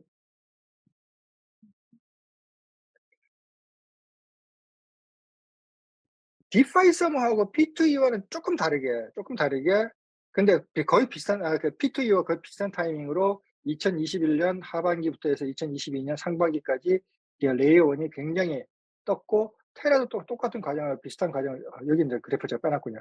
그 비슷한 과정 아까 보여 드렸던 루나 가격대를 보시면 요 그래프가 거의 똑같습니다. 거의 똑같은 그래프 올라갔다가 이제 2022년 5 월에 꺼진 거죠. 그리고 솔라는 제일 마지막에 오른쪽 끝에 여기 보면은 한 번에 뚝 떨어진 게 있죠. 한번 11월 달 초에 그 30 불에서부터 11 불까지 떨어져 요거는 바로 FTX 영향입니다. FTX의 그 피해 영향으로 하루 만에 30 불에서 15 거의 한 60 70% 정도가 이제 가격이 떨어진 이게 왜냐하면은 솔라나가 FTX에 워낙에 후광을 많이 입고 성장했기 때문에 FTX가 넘어지면서 솔라나에도 직접적으로 영향을 많이 미쳤기 때문에 가격이 떨어져서 지금은 아마 솔라나 가격이 10 불 정도 선에서 아마 머무르고 있을 거라 됩니다. 근데 이럼에도 불구하고 가격은 이렇지만은 나중에 이제 아랫부분에 이제 레이어 1 설명을 자세히 드리겠지만 레이어 1은 사실은 2021년 하반기부터 해서 어떻게 보면은 이제 본격적인 시장 장악 경쟁에 들어갔다라고 보시면 될 것 같습니다. 비유를 하자면 어떤 표현 제가 비유를 하자면은 AWS가 런칭한 게 2006년이거든요. 그다음에 구글 클라우드, 그다음에 마이크로소프트 애저가 쭉쭉쭉 나오면서 결국 클라우드 시장에 인프라를 딱 만드는 데가 얼마 정도 걸렸대요. 10년 정도 걸렸거든요. 2006년부터 시작을 해 가지고 대략 그런 형태의 레이스가 레이어 1들 사이의 레이스가 인제 막 시작됐다고 볼 수가 있고 그 부분 요 아랫부분에 좀 더 자세히 설명을 드려 보겠습니다. 자 그러면은 웹3 시장에서의 키워드는 뭐 여기 나와 있는 토센트 53 회가 보면은 제가 썼던 금년 6월 정도에 썼던 웹3의 전체 시장의 그 섹터들 그다음에 각각의 섹터들의 주요 키워드에 대해서 리스트해 놓은 거기 때문에 나중에 글로 보시면은 좋을 것 같고 고것에 따라 가지고도 각각의 키워드마다 지금 어떤 상황이 있는지 키워드가 있을지에 대해서 먼저 간단히 설명을 드리고 그리고 2022년하고 2023년 한번 리뷰를 해 보겠습니다. 2022년을 리뷰해 보고 2023년에 대해서 한 서너 가지 정도만 제가 먼저 뽑아 봤습니다. 하나 더 자료를 공유해 드릴 거는 뭐냐면은 요 자료인데 제가 인제 지난 10월 달에 더밀크에서 진행하는 트렌드 세미나에서 웹3에 대한 트렌드를 발표해 드린 건데 이것도 어떤 자세한 어떤 특정된 프로젝트나 어떤 코인에 대한 얘기보다 매크로 트렌드에 대한 설명을 드린 건데 고 내용은 나중에 참고로 보시면 될 것 같고 지금 이번 웹3 시장 키워드에 나온 내용들이 사실은 요 자료의 내용들 거의 그대로입니다. 첫 번째 드리고 싶은 말씀이 뭐냐면 웹3의 가장 큰 중요한 키워드 혹은 밸류 프로포지션이 뭐냐를 보면 요 세 가지 제가 저는 뽑고 있습니다. 첫 번째가 디센트럴라이제이션. 그러니까 디센트럴라이제이션 어떤 의미냐면은 가장 중요한 게 센서티브 레지스턴스입니다, 여기서는. sensitive resistance 그리고 trustless 환경에서의. 그리고 그것은 이건 이런 형태의 그 일종의 원칙 프린시플을 대변하는 그 메커니즘이 바로 비트코인이고요. 근데 비트코인은 기능 하나밖에 없습니다. 어떤 형태의 censorship이 들어오고 어떤 형태의 어택이 들어와도 서바이브하는 디센트럴라이즈드 머니, 딱 이게 기능 하나거든요. 그러니까 여기는 뭐 스케일러비리티 필요 없고 성능 필요 없고 오로지 censorship resistance, attack resistance만이 가장 중요한 그 가치이고, 그것을 가장 그 목적 하나를 위해서 가장 효율화되어 있는 게 비트코인이고, 현재까지 나와 있는 레이어 중에서 그러면서 가장 안정적으로 성장을 서바이브하고 있고 자기의 그 탄생 가치에 가장 충실하게 그 생존해 있는 것이 저는 비트코인이라고 생각합니다. 그리고 두 번째는 오너십 얼라이먼트. 그러니까 토큰에 의한 오너십과 인터레스트 얼라이먼트가 전 두 번째 중요한 그 밸류라고 생각하는데, 아까 질문 주신 분 중에 세 번째 그 질문 주신 분 중에 하나가 토큰이라는 개념 메커니즘 자체 안 쓰고 할 수 있는 방법 없냐? 그때 제가 단적으로 말씀드렸죠. 그런 웹3가 아니죠라고 말씀드린 게 바로 이 포인트입니다. 결국 웹3에서는 토큰이라는 걸 통해서 참여자의 오너십이 그 누구의 다른 사람의 서드 파티의 관여 없이 보장이 되고, 또 그게 거기에 그 과정에서 그 사람의 아이덴티티를 알 필요 없고 오로지 참여자의 원래 주소를 기반으로 한 토큰의 알로케이션만 가지고 오너십과 인터레스트 얼라이먼트가 될 수 있다는 것 자체가 저는 굉장히 중요한 프로포지션을 생각하기 때문에 이거 없으면 저는 제가 웹3가 아니라고 생각합니다. 세 번째는 그 이더리움이라는 그 스마트 컨트랙트 그 플랫폼의 특징인데, 프로그래머빌리티 그다음에 컴포저빌리티입니다. 예를 들면은 NFT 여러분들 막 이제 붐이 있을 때 NFT가 그 가장 큰 특징 중에 하나가 NFT라는 거를 말하는 를 만든 크리에이터가 이 NFT가 일단 팔리고 나서도 예를 들면 세컨더리 세일즈, 그러니까 그걸 사간 사람이 다른 사람의 재판매하는 과정 일어날 때마다 10%의 로열티를 받을 수가 있습니다. 꼭 받는다는 뜻은 받아야 된다는 뜻은 아닌데 받을 수 있는 메커니즘이 있고, 그걸 누가 예를 들면 중간에 있는 오픈시라든가 이런 마켓플레이스에서 정산해 주지 않더라도 스마트 컨트랙트에 의해서 예를 들면 두 번째 판매자가 세 번째 판매자 그 사람한테 팔고 세 번째 사람이 네 번째 사람한테 팔 때마다 그 거래로 페이가 되는 그 이더리움의 10%는 자동으로 원래 크리에이터의 지갑으로 디포짓될 수가 있습니다. 그럼 누구도 관여하지 않아도 되고 그 자동으로 일어나고, 그게 바로 프로그래머빌리티 때문에 가능해지는 겁니다. 그리고 이거는 스마트 컨트랙트 플랫폼이 아니면 가능하지 않은 것이고, 여기 하나 더 컴포저빌리티라는 건 뭐냐면은 요즘 디파이들이 보면은 모든 프리미티브들, 그러니까 가장 기본적인 랜딩 스테이킹부터 시작을 해가지고 그걸 가지고서 다시 예를 들면 데리버티브 프로토를 만든다는 거 할 때 앞에 만들어져 있는 프로토를 가지고 새로운 프로토를 만들 수 있는 것이거든요. 그러니까 처음부터 새로 만드는 게 아니라 기존에 만들어 있는 제품을 그 프로토를 가지고 다시 프로그래밍 해가지고서 새로운 프로덕트를 만들 수 있는 컴포저빌리티가 있기 때문에 결국은 이것이 이더리움이라는 혹은 현재 많이 나와 있는 스마트 컨트랙트 플랫폼의 장점이고, 저는 이 세 가지가 웹3를 웹2와 구분해주는 가장 중요한 세 가지의 그 원칙 내지는 가치라고 생각합니다. 그리고 이것 때문에 상당히 많은 기존의 웹2 플랫폼에서는 가능하지 않았던 것들이 가능해지는 것이고요. 그래서 이런 것들 일단 이 시각은 제가 볼 때 이거는 제가 볼 때 굉장히 중요한, 제가 생각할 때는 가장 중요한 이 웹3의 원칙을 생각하기 때문에 그 기지가 일단 베이스를 깔아 놓고, 그러면 그 현재 상태에서 보면은 제가 아까 위에 있는 웹3 시스템에 나와 있는 각 그 키워드별로 현재 쭉 보시면은 레이어 1, 레이어 2는 지금 어떤 상황이냐면은 작년부터 2021년부터 시작을 해 가지고서 인제 막 땅 따먹기 시작하는 겁니다. 땅 따먹기라는 게 뭐냐면 진짜 가서 말뚝을 꽂고 진짜 일단 영역을 잡는 거죠. 그래서 크게 세 가지의 그룹이 있습니다. 크게 세 가지 그룹인데, 첫 번째가 이더리움 기반의 모듈러 블록체인 그룹이 있습니다. 여기는 이더리움 자체는 현재 확장성이 있어 성능이 안 나오기 때문에 이 위에 레이어 2를 올리고 경우에 따라 레이어 3까지 올려 가지고서 그 확장성을 제공해 주는 방식으로 기존의 이더리움 자체의 한계를 극복을 하면서 동시에 이더리움이 가지고 있는 가장 큰 장점, 그러니까 시큐리티, 비트코인 못지않은 시큐리티를 같이 활용해 주는 그런 장점을 가지게 되는데, 여기에 인제 나와 있는 플레이어들이 레이어 2, L2는 옵티미스틱 L2가 있고, GK 지로 날리지, 영지지라고 번역을 하죠. 지로 날리지 L2 두 가지 카테고리가 있고, 여기에 EVM 호환성 이 이슈가 되고, 또 이런 것들이 이슈가 있는 한 그룹이 있습니다. 요게 인제 모듈라 블록체인 캠프라고 얘기를 하고, 저는 이거를 이더리움 맥시멀리스트라고 부릅니다, 이 그룹을. 또 하나 그룹이 인제 솔라나, 그다음에 최근에 인제 페이스북에서 DM이라는 블록체인을 개발하다가 독립해서 나온 애프터스, 수이, 이 두 개가 그거를 포함한 여러 개의 다른 레이어 원들, 예를 들면 아발란체, 또 뭐가 있죠? 뭐 등등등이 알트 레이어 원을 이란 그룹이 되고 있고, 세 번째 그룹은 아주 오래된 그룹입니다. 코스모스입니다. 코스모스하고 그다음 폴카돗 같은 멀티플 여러 개의 체인들이 서로 연결되어 있는 크로스 체인 구조를 가지는 그런 게 있는데, 이 세 가지의 캠프에서 지금 어떤 게 향후에 이 DApp들을 올리는 기본 베이스가 인프라가 될 것인지에 대한 경쟁을 하고 있습니다. 비유를 하자면 아마 10 년, 20년 전에 윈도우즈하고 맥OS하고 리눅스 경쟁하는 걸 갖다 보시면 됩니다.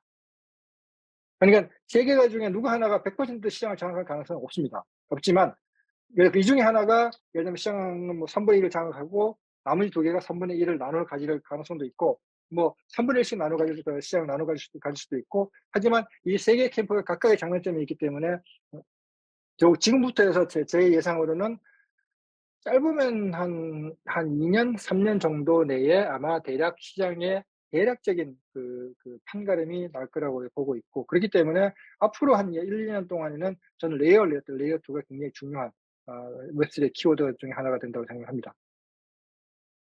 두 번째는 디파이입니다. 디파이는 사실 어떻게 될지 잘 모르겠어요. 모르겠는데, 일단 기본적으로 가장 기본적인 빌딩 블록으로서 나오는 랜딩하고 페이먼트가 일단 이제 이거는 지금 거의 보편화되고 있는 것 같아요. 특히 인제 랜딩은 거의 너무나 많은 종류가 나와 있는데, 그것보다 지금 사실은 유저빌리티 입장에서 더 필요한 거는 페이먼트이고요. 그다음 또 하나 되게 재밌는 거는 이 크립토 디파이 시장에서 제일 큰 매출을 올리는 프로덕트가 뭐냐면은 이 perpetual future입니다. 퓨처인데 만기 없는 퓨처. 그래서 perpetual future가 제일 먼저 누가 프로토를 만들었냐면은 빅맥스라는 거래소가 제일 먼저 이 프로토를 냈고, 그래서 perpetual future 기반으로 해서 빅맥스가 아마 단순 거래량으로만 따지면 업비트의 한 10배 정도까지 컸었습니다. 지금도 그 정도 될 겁니다, 아마. 그리고 올해는 이 perpetual future를 거래할 수 있는 덱스가 많이 나왔고, 이제 뒤에 리스트가 나오겠지만 GMX, 게인즈 네트워크, perpetual protocol, DYDX 같은 데들이 어떻게 보면 지금 프로토콜 레비뉴 기준만 놓고 보게 되면 아마 이더리움보다 클 겁니다. 그래서 perpetual future 같은 거는 이런 어드밴스드 프로덕트들이 기본 빌딩 블록 위로 좀 올라가고 있고, 그다음에 인터리스트 스왑 같은 프로토콜도 인제 막 나오기 시작해서 결국은 막 섞이는 상태입니다. 그러니까 아주 기본적인 파이낸셜 프로덕트도 막 디벨롭되고 있는 상태에서 그게 굉장히 복잡한 그 프로덕트 금융 상품이 나와 있고, 예를 들면 심지어 perpetual future는 기존 금융 시장에는 없는 프로덕트입니다. 그러니까 웹3 디파이에서만 있는 프로덕트이고, 예를 들면 기존에 나이즈나 뭐 뭐 나스닥, 아니면은 기존에 이 CBOE 같은 이런 기존의 금융 거래 시장에 있는 거래가 되지 않는 아예 제품 자체가 없는 프로덕트가 크립토에서만 유일하게 새로운 프로덕트로 나와 있는 것들인 거죠. 이런 것들이 인제 흐름들이 있고, 근데 저는 그보다 더 중요하게 보는 키워드가 두 가지가 있는 거, 하나가 스테이블 코인입니다. 스테이블 코인과 또 하나가 인제 리얼 월드 에셋, 뒤에 나오는 리얼 월드 에셋인데, 사실 리얼 월드 에셋이라는 건 내가 사실 지난 2018 년도에도 보면은 시큐리티 토큰 STO라고 해서 한때 막 붐이 일었던 것을 용어가 바뀐 겁니다.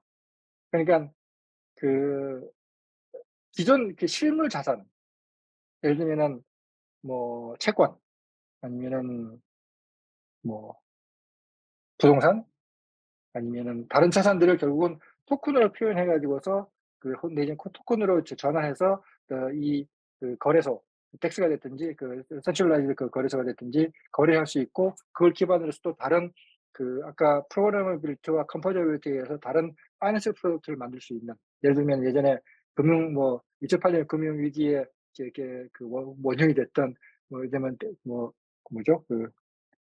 시 그 어떤 담보자산 채권 담보부 자산, 그러니까 그 갑자기 이름이 기억이 안 나게, 어쨌든 그런 프로덕트를 만들 수 있는 거죠.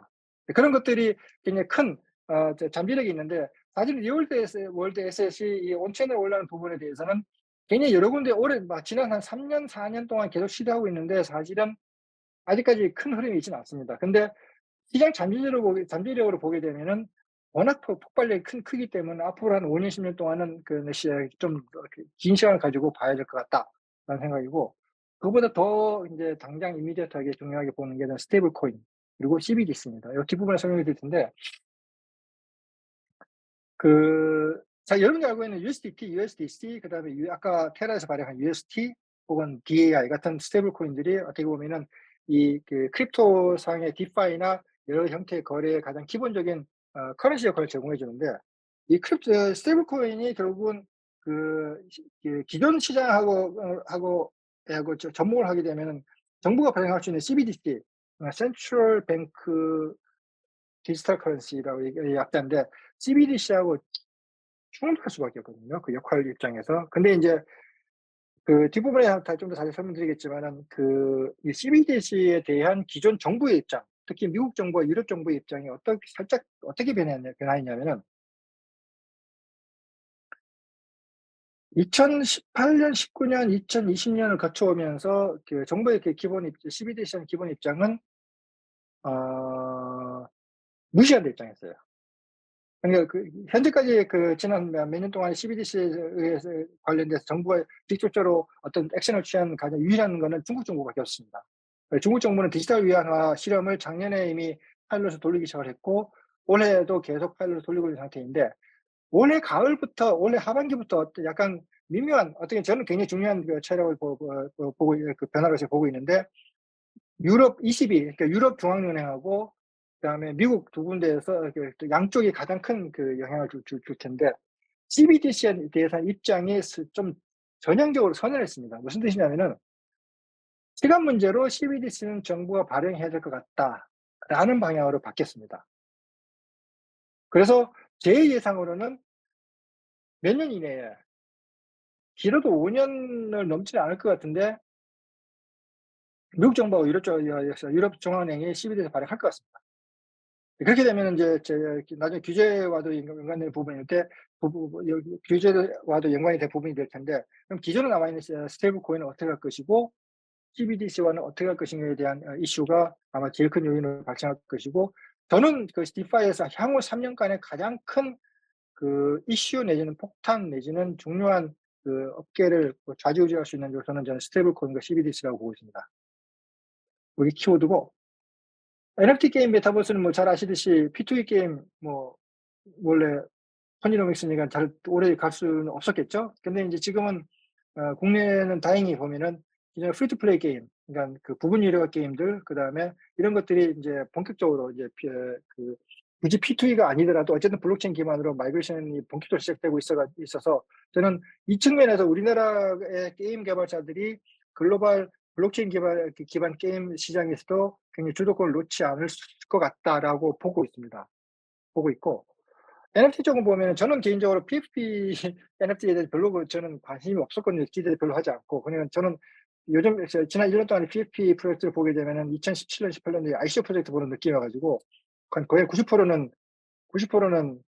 이런 표현이 좀 과격한 표현일 수 있긴 한데, 별로 의미 없는, 좀 심하게 얘기하면 쓰레기 같은 프로젝트들이 대부분이었던 것 같다라는 생각을 하고 있고.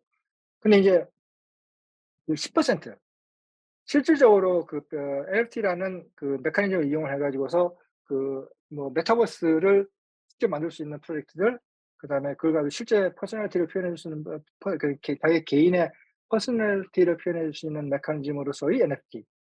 그리고 또 바로 아래쪽에 나와 있는 아까 말씀드렸던 리얼월드 에셋 혹은 디파이에서의 자산을 표현해 줄 수 있는 메커니즘으로서의 NFT.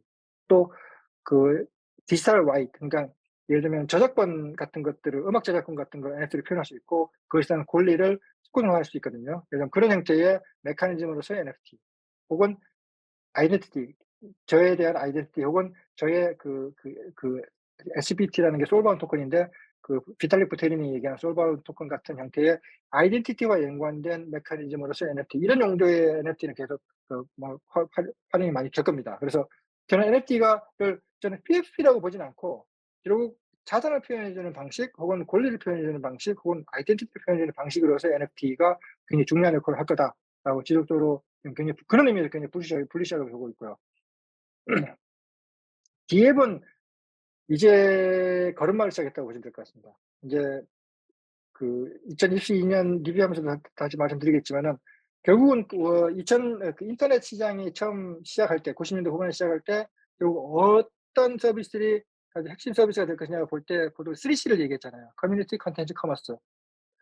디앱에서도 저는 똑같은 순서로 커뮤니티, 컨텐츠, 커머스가 다 나올 거고 대략 저는 이 순서대로 이제 서비스 본격적으로 나오게 될 것 같아요. 그래서 커뮤니티가 서비스, 그러니까 요즘 용어로 얘기하면 디센트럴라이즈드 소셜 서비스가 제일 먼저 나오고 그다음에 컨텐츠 관련된 것들, 그리고 지나고 나면 이제 커머스 관련된 것들이 나올 거라고 예상을 하고 있고,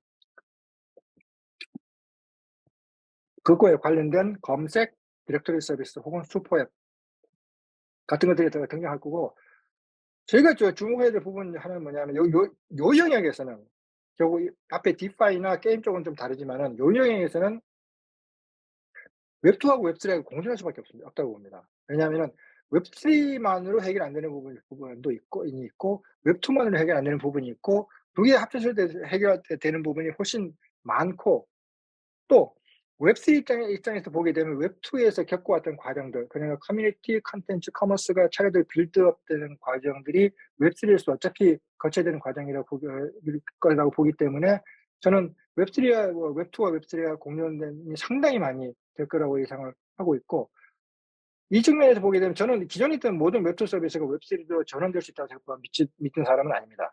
그러니까 아까 말씀드렸던 이 세 가지 밸류, 앞부분 말씀드린 세 가지 이 밸류, 그러니까 디센트럴라이제이션, 그다음에 오너십과 인터넷 얼라이먼트, 그다음에 프로그래머빌리티와 컴파티빌리티, 이 세 가지 특징이 웹3의 특징인데, 세 가지가 그것을 잘 살려줘서 기존에 웹2에서 가능하지 않았던 것이 이 세 가지를 활용을 해 가지고 가능해 주는 경우에 한해서 저는 웹3로 마이그레이션이 일어날 거라고 보기 때문에 당분간 웹2와 웹3는 상당히 많이 공존할 거라고 보고 있습니다. 다오는 워낙 얼리 스테이지라 특별히 할 얘기 실수할 수 있는 말씀이 없습니다. 지금 어떻게 보면 이것저것 완전히 무주공산이라기보다는 진짜 시작되는 부분이기 때문에 다오에 대해서는 어떤 방향으로 튈지도 정확히 모르겠고, 인프라 쪽에는 지금 저희가 관심을 가져야 될 부분이 월렛, 그다음에 바스, 블록체인 에이드 서비스, 그다음에 이런 것들 서비스들이 인프라가 제일 먼저 오게 될 텐데, 이 부분은 뭐 제가 볼 때는 굉장히 다양한 비즈니스 유스 케이스에서 바로 나올 거라고 생각합니다. 이게 이제 대략적인 제가 보는 이제 시장에 대한 키워드인데, 그 측면에서 이제 2022년을 간단하게 제가 돌아보면,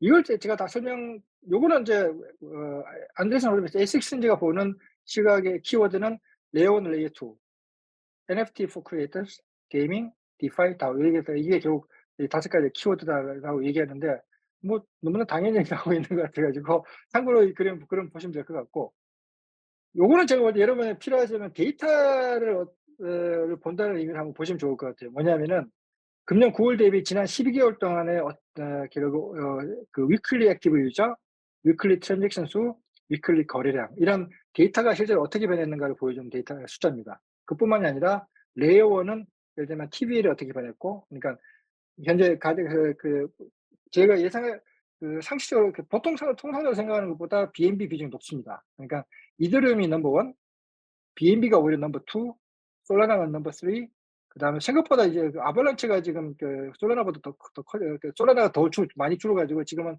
아발란체가 더 커졌고, 트론도 생각보다 크고, 그러니까 트론은 이더리움 포크죠. 그다음에 BNB는 코스모스 포크입니다. 그다음에 폴리곤도 TVL이 크고, 그래서 이런 실제 레이어 1에서 액티비티들 TVR 그다음에 데일리 액티브 어드레스, 데일리 트랜잭션 숫자들 그다음에 이더리움에서 이 레이어 2 특히 이걸 보시면 아비트럼하고 옵티미즘이 옵티미스틱 레이어 2 대표 선수 두 개인데 여기가 레이어 2 중에서 전체 마켓의 지금 80% 넘게 차지하고 있습니다. 지금 TVL하고 트랜잭션 입장에서. 요거 현재는 2022년 기준으로는 옵티미스틱 레이어 2가 전체 이더리움 기반의 시장을 장악하고 있다. 나중에 보시면 한번 밑에 한번 여기 있다. 여기서 한번 보시면 레이어 2 거래량이 이더리움 전체 거래량의 40% 가져갔습니다. 여기서 레이어 2라는 거는 옵티미즘하고 아비트럼 두 개. 이 거래량이 이더리움 전체의 거래량의 40%를 차지할 만큼 거의 독보적으로 지금 수혜수를 가져가는 레이어 2 역할을 하고 있고, 이거는 이제 나중에서 요 아랫부분에 나와 있는 여기 나와 있는 예를 들면 스타크엑스나 GK싱크 같은 이런 DK 제로 날리지 레이어 2가 아직 본격적으로 시장에 나오지 않았기 때문이라고 생각을 하고 있고, 업계에서는 이 GK가 본격화되게 되면은 옵티미스틱보다는 GK 쪽으로 대세가 넘어갈 거다라고 보고 있긴 합니다. 어쨌든 요 두 개가 제가 볼 때는 레이어 2에서 죄송합니다. 레이어 2에서 어떻게 변화했는가를 볼 수 있을 것 같고, 비트코인의 어드레스, 위클리 어드레스, 액티브 어드레스 수, 그다음에 마켓 캡, 그다음에 스테이블 코인의 비중, 그러니까 USDT, USDC, BUSD, DAI, 그다음에 디파이의 트래픽들, 특히 랜딩은 보면은 아베라고 얘기하는데 아베와 메이커다오 두 개가 가장 큽니다. 랜딩 레비냐고 TVL 기준으로 보게 되면. 그다음 텍스는 거의 독보적으로 유닛 수합이 60% 이상 차지하고 3분의 2 정도 차지하고 있고, 그래서 AMM 텍스 중에 AMM 방식의 비중이 거의 90% 차지하고 있고, 오더북 방식은 아직 1~2%밖에 안 됩니다. 그래서 대세는 아직 AMM인데 인제 오더북 방식의 텍스가 인제 본격적으로 나오기 시작한 것 같아요. 시작하고 있는 것 같아요. 그래서 그거는 이제 좀 시장을 봐야 될 것 같고, NFT는 엄청나게 늘었습니다. 전체 마켓캡도 그렇고, 그다음에 당연히 카테고리는 당연히 PFP가 가장 크고 컬렉터블 등등이 있는데, 어쨌든 요건 참고로 트래픽을 보시면 될 것 같고, 그다음에 투자 규모입니다. 투자 규모는 예상하시듯이 금년 1, 4분기 피크를 치고 지금 급격하게 떨어지고 있고, 아마 금년 4, 4분기는 거의 지금 3, 4분기에 한 3분의 1 토막 정도 되지 않을까 예상을 하고 있습니다. 어쨌든 전체 투자 건수가 VC 투자 건수가 대략 금년도에 3, 4분기만 대략 5조 정도, 펀드 결산되어 있는 규모가 32조 정도 되고 있다라고 참고로 데이터를 보시면 될 것 같고, 그리고 크립토 겨울이 왔습니다. 근데 저는 일부러 이제 메사리 창업자의 이 트윗을 공유를 드렸는데, 아마 이제 앞부분에 일부에서 말씀드렸듯이 테라, 트레이시, FTX, 그다음에 제네시스 이 연쇄 충격으로 인해서 상당히 오랜 기간 동안 기관 투자자들의 시장 접근이 굉장히 큰 신경이 장벽이 될 거라고 봅니다. 그럼에도 불구하고 지난 한 5년 동안에 만들어 왔던 레이어 1, 레이어 2들, 그다음에 스테이블 코인, 그다음에 여기 디파이의 기본 프리머티브들과 퍼페추얼 덱스 퓨처 같은 새로운 프로덕트들, 그다음에 NFT 같은 기존에 없던 것들, 이런 것들이 보면은 이미 없던 것들이 만들어진 거거든요. 특히 디파이 쪽에 보게 되면은 여기 나와 있는 AMM, 그다음에 플래시론, 그다음에 아까 잠깐 말씀드린 퍼페추얼 퓨처, NFT 이런 것들은 사실은 웹3 기반으로 만들어진 거 이전에는 세상에 없던 것들입니다. 그렇기 때문에 이런 것들이 일단 만들어진 이상 이런 것들이 금방 없어질 거라고 생각되지는 않고, 결국 이걸 베이스로 해서 시간이 오래 걸릴 뿐이지 새로운 밸류를 만들어내는 서비스가 분명히 만들어질 거라고 보고 있고, 요 과정에서 아까 잠깐 말씀드린 스테이블 코인 레귤레이션 관련된 부분이 아마 레귤레이션이 금방 들어올 거고, 이거 기반으로 한 여러 다양한 디파이 애플리케이션을 만들어질 거라는 것이 이제 앞으로 한 적어도 한 2년 정도 가까이 예상하는 크립토 겨울에서의 아마 일어날 일이 아닐까라고 예상을 하고 있습니다. 그래서 2022년도에 일어났던 이제 일들을 다시 한번 정리해 보면, 레이어 2에서는 아까 말씀드린 앱저스 수위, 제가 볼 때는 솔라나 킬러라고 보통 얘기를 많이 하거든요. 그래서 페이스북의 DM 팀이 나와서 스핀아웃해서 만든 이제 레이어 1 프로젝트인데, 참고로 이런 제가 투센트 공유 드렸던 요 자료들 참고로 스터디해 보시면 될 것 같고요. 폴리곤이 좀 아까 말씀드렸던 이더리움 기반의 모듈러 블록체인 혹은 이더리움 맥시멀리스트 구조에서는 가장 잘하고 있는 좀 프로젝트라고 봅니다. 그래서 폴리곤의 프로젝트를 보면 기존의 POS, 그러니까 원래 POS 레이어 2뿐만이 아니라 데이터 어베일러빌리티의 레이어, 그다음에 코스모스 비슷한 멀티체인 환경, 그다음에 GK 롤러 두 개 있거든요. 이거는 GK EVM 호환되는 GK 롤러, 그다음에 요거는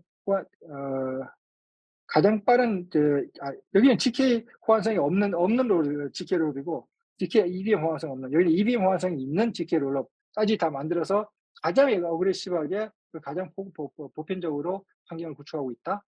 그다음에 새로 주목받는 것이 코스모스인데, 이게는 결국 앱체인이라는 멀티체인 환경에서의 모든 애플리케이션이 자기의 레이어 1을 가질 수 있다라는 게 코스모스의 가장 특징입니다. 그리고 여러분이 아시는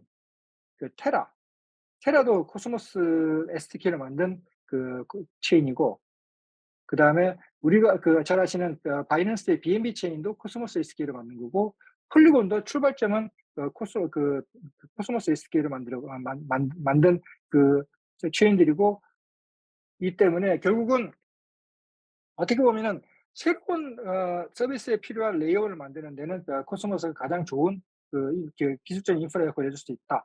동시에 이런 허브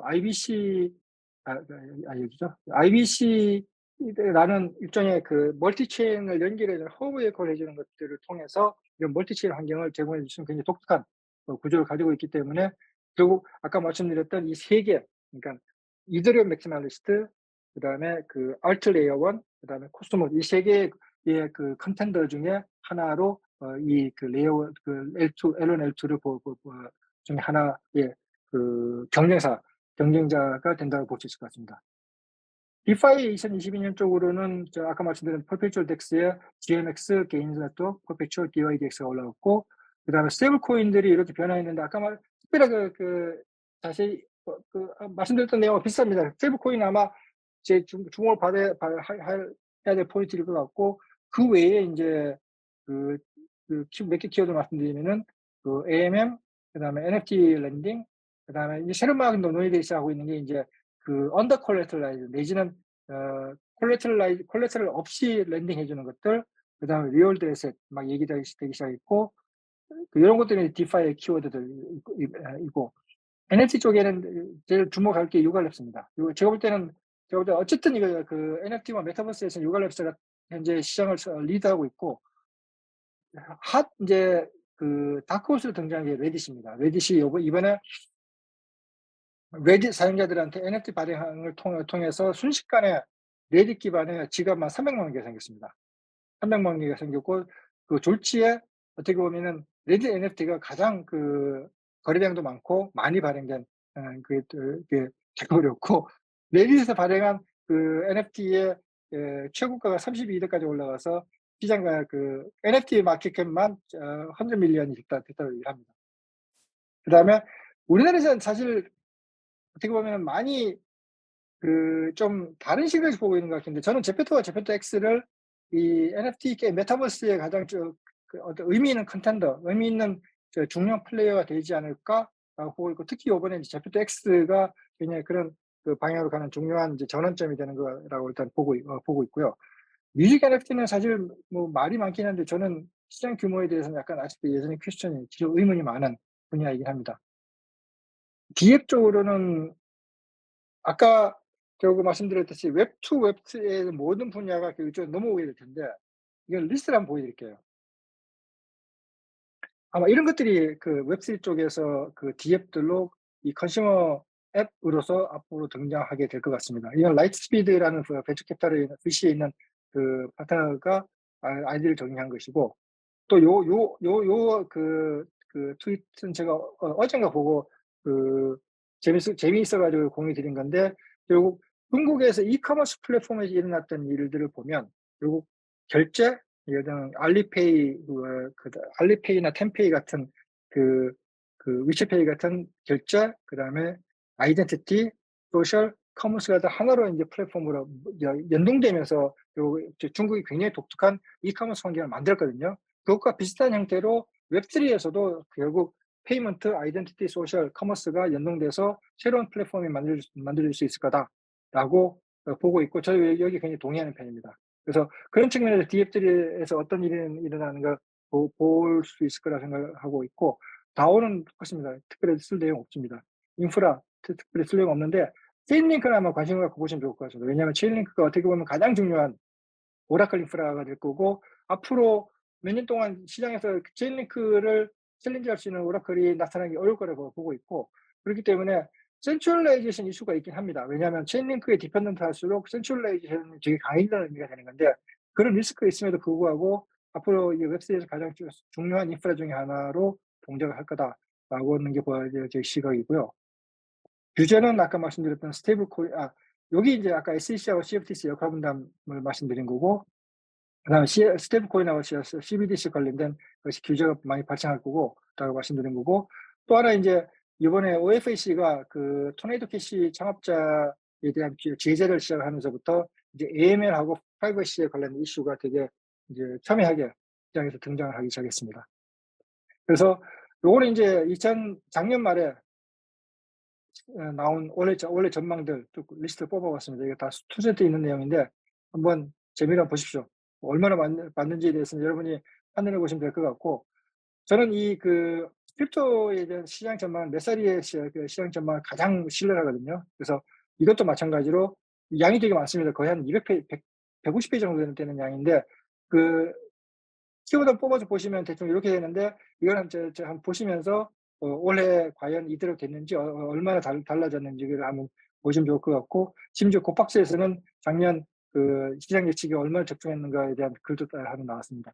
자, 여기까지가 이제 2022년을 돌아보는 아주 하이 레벨로, 아주 개요적으로 돌아보는 거고, 마지막으로 이제 한 10분 정도 해서 이제 2023년 키워드만 몇 개 뽑아보겠습니다. 저는 이 앞에 4개 뽑았습니다. 2023년에 주목해야 될 거는 네 가지인 것 같다. 디파이 쪽에 뭔가 계속 생길 것 같긴 한데, 디파이는 솔직히 잘 모르겠고요. 아까 말씀드린 레이어 1, 레이어 2에 대한 전쟁은 이 세 개의 그 그룹에서 일어날 거다. 그러니까 이런 알트 레이어 1, 그다음에 모듈러 블록체인, 그다음에 코스모스, 내지는 인터체인 일어날 거다. 그다음 두 번째는 이제까지 보지 못했던 본격적인 서비스로서의 DF들이 막 등장하기 시작할 것 같다. 아까 중간에 말씀드렸던 커뮤니티 컨텐츠 커머스라는 세 개의 키워드가 결국 사람들이 이 온라인 서비스에서 기대하는 가장 큰 밸류인데, 혹은 서비스인데, 혹은 가치인데, 이런 것들을 제공해준 서비스가 이제 본격적으로 등장하기 시작할 거라고 보고 있습니다. 특히 제일 먼저 나오는 게 저는 메시징하고 소셜.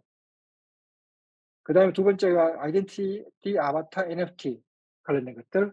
그 다음에 지갑은 저는 뭐하고 비교하냐면 DM 검색이나 브라우저, 수프앱 이런 것들, 혹은 어카운트 앱스트랙션 이런 것들을 포괄해주는 인프라로서의 지갑. 이런 것들이 어떻게 보면은 2023년도에 주목해서 볼 만한 키워드가 아닐까라고 보고 있는데, 저는 이걸 어디하고 비교하냐면은 98년도에 런칭해서 대히트를 쳤던 세이클럽 이런 서비스가 있습니다.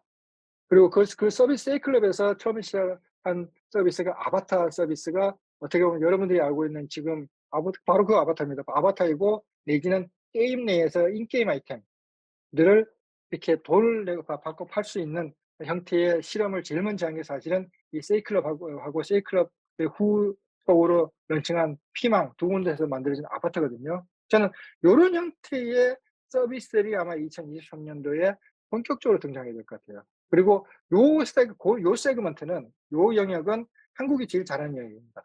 아시겠지만 세이클럽 같은 서비스를 만들고 거기에서 부분 유료화 내지는 인게임 아이템 같은 개념을 만들어내는 게 한국이고, 그렇기 때문에 저는 웹3에서도 아직 제가 잘 보이진 않는데, 저한테 보이진 않는데, 이런 영역에서의 서비스들이 등장할 거라 많이 등장할 거라 생각을 하고 있고 그게 게임 영역에 들어올 수도 있고 아니면 이렇게 메시징이나 소셜 쪽에서 아마 등장할 수 있을 것 같아요. 잠깐만요.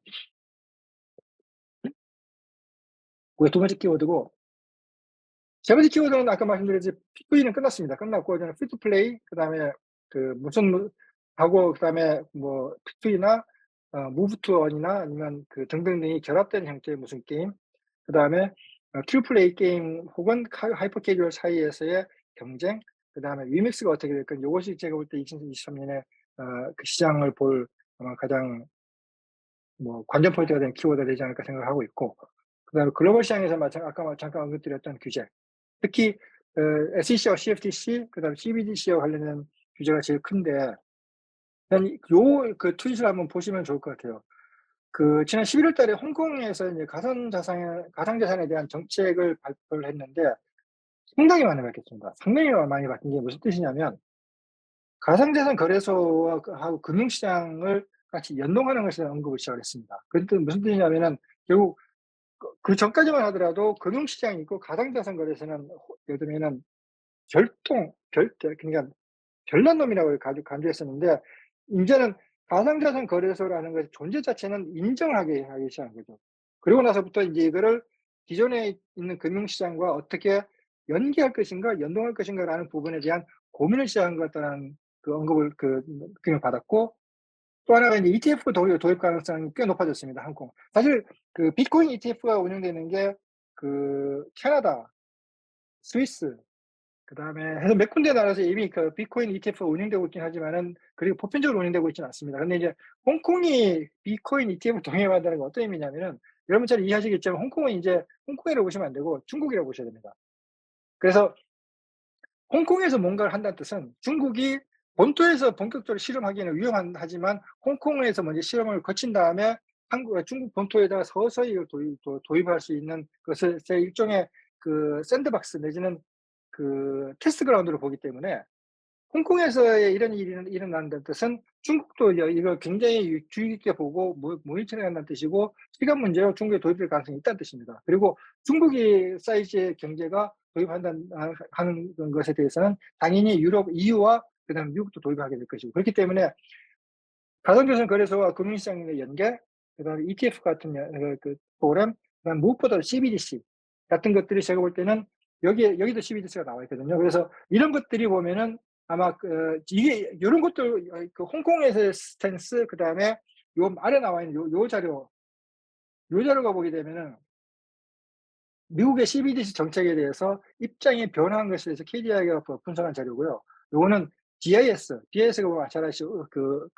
결제 국제 그러니까 뱅크 오브 인터내셔널 세틀먼트 그러니까 우리나라 모든 은행들이 그 규제를 따라야 되는 BIS에서 발행한 CBDC 관련된 정책 자료인데 스탠스가 상당히 많이 바뀌었습니다. 무슨 뜻이냐면은 그 BIS하고 네 군데 중앙은행이 그 CBDC 파일럿을 이미 돌렸고 점차적으로 중앙은행이 CBDC 발행을 본격적으로 검토해야 된다라는 그 스탠스가 바로 요게 이게 이제 그 미국의 중앙은행 그다음에 요게 BIS에서 그런 입장을 발표한 겁니다. 그래서 아마 제가 볼 때는 그 내년이 아마 CBDC와 관련된 본격적인 논의가 시작되면서 조만간 가시화될 아마 첫 번째 해가 되지 않을까라고 보고 있고 그게 이제 그렇기 때문에 제가 규제를 굉장히 중요한 내년도에 받을 키워드 중에 하나라고 포함시켰습니다.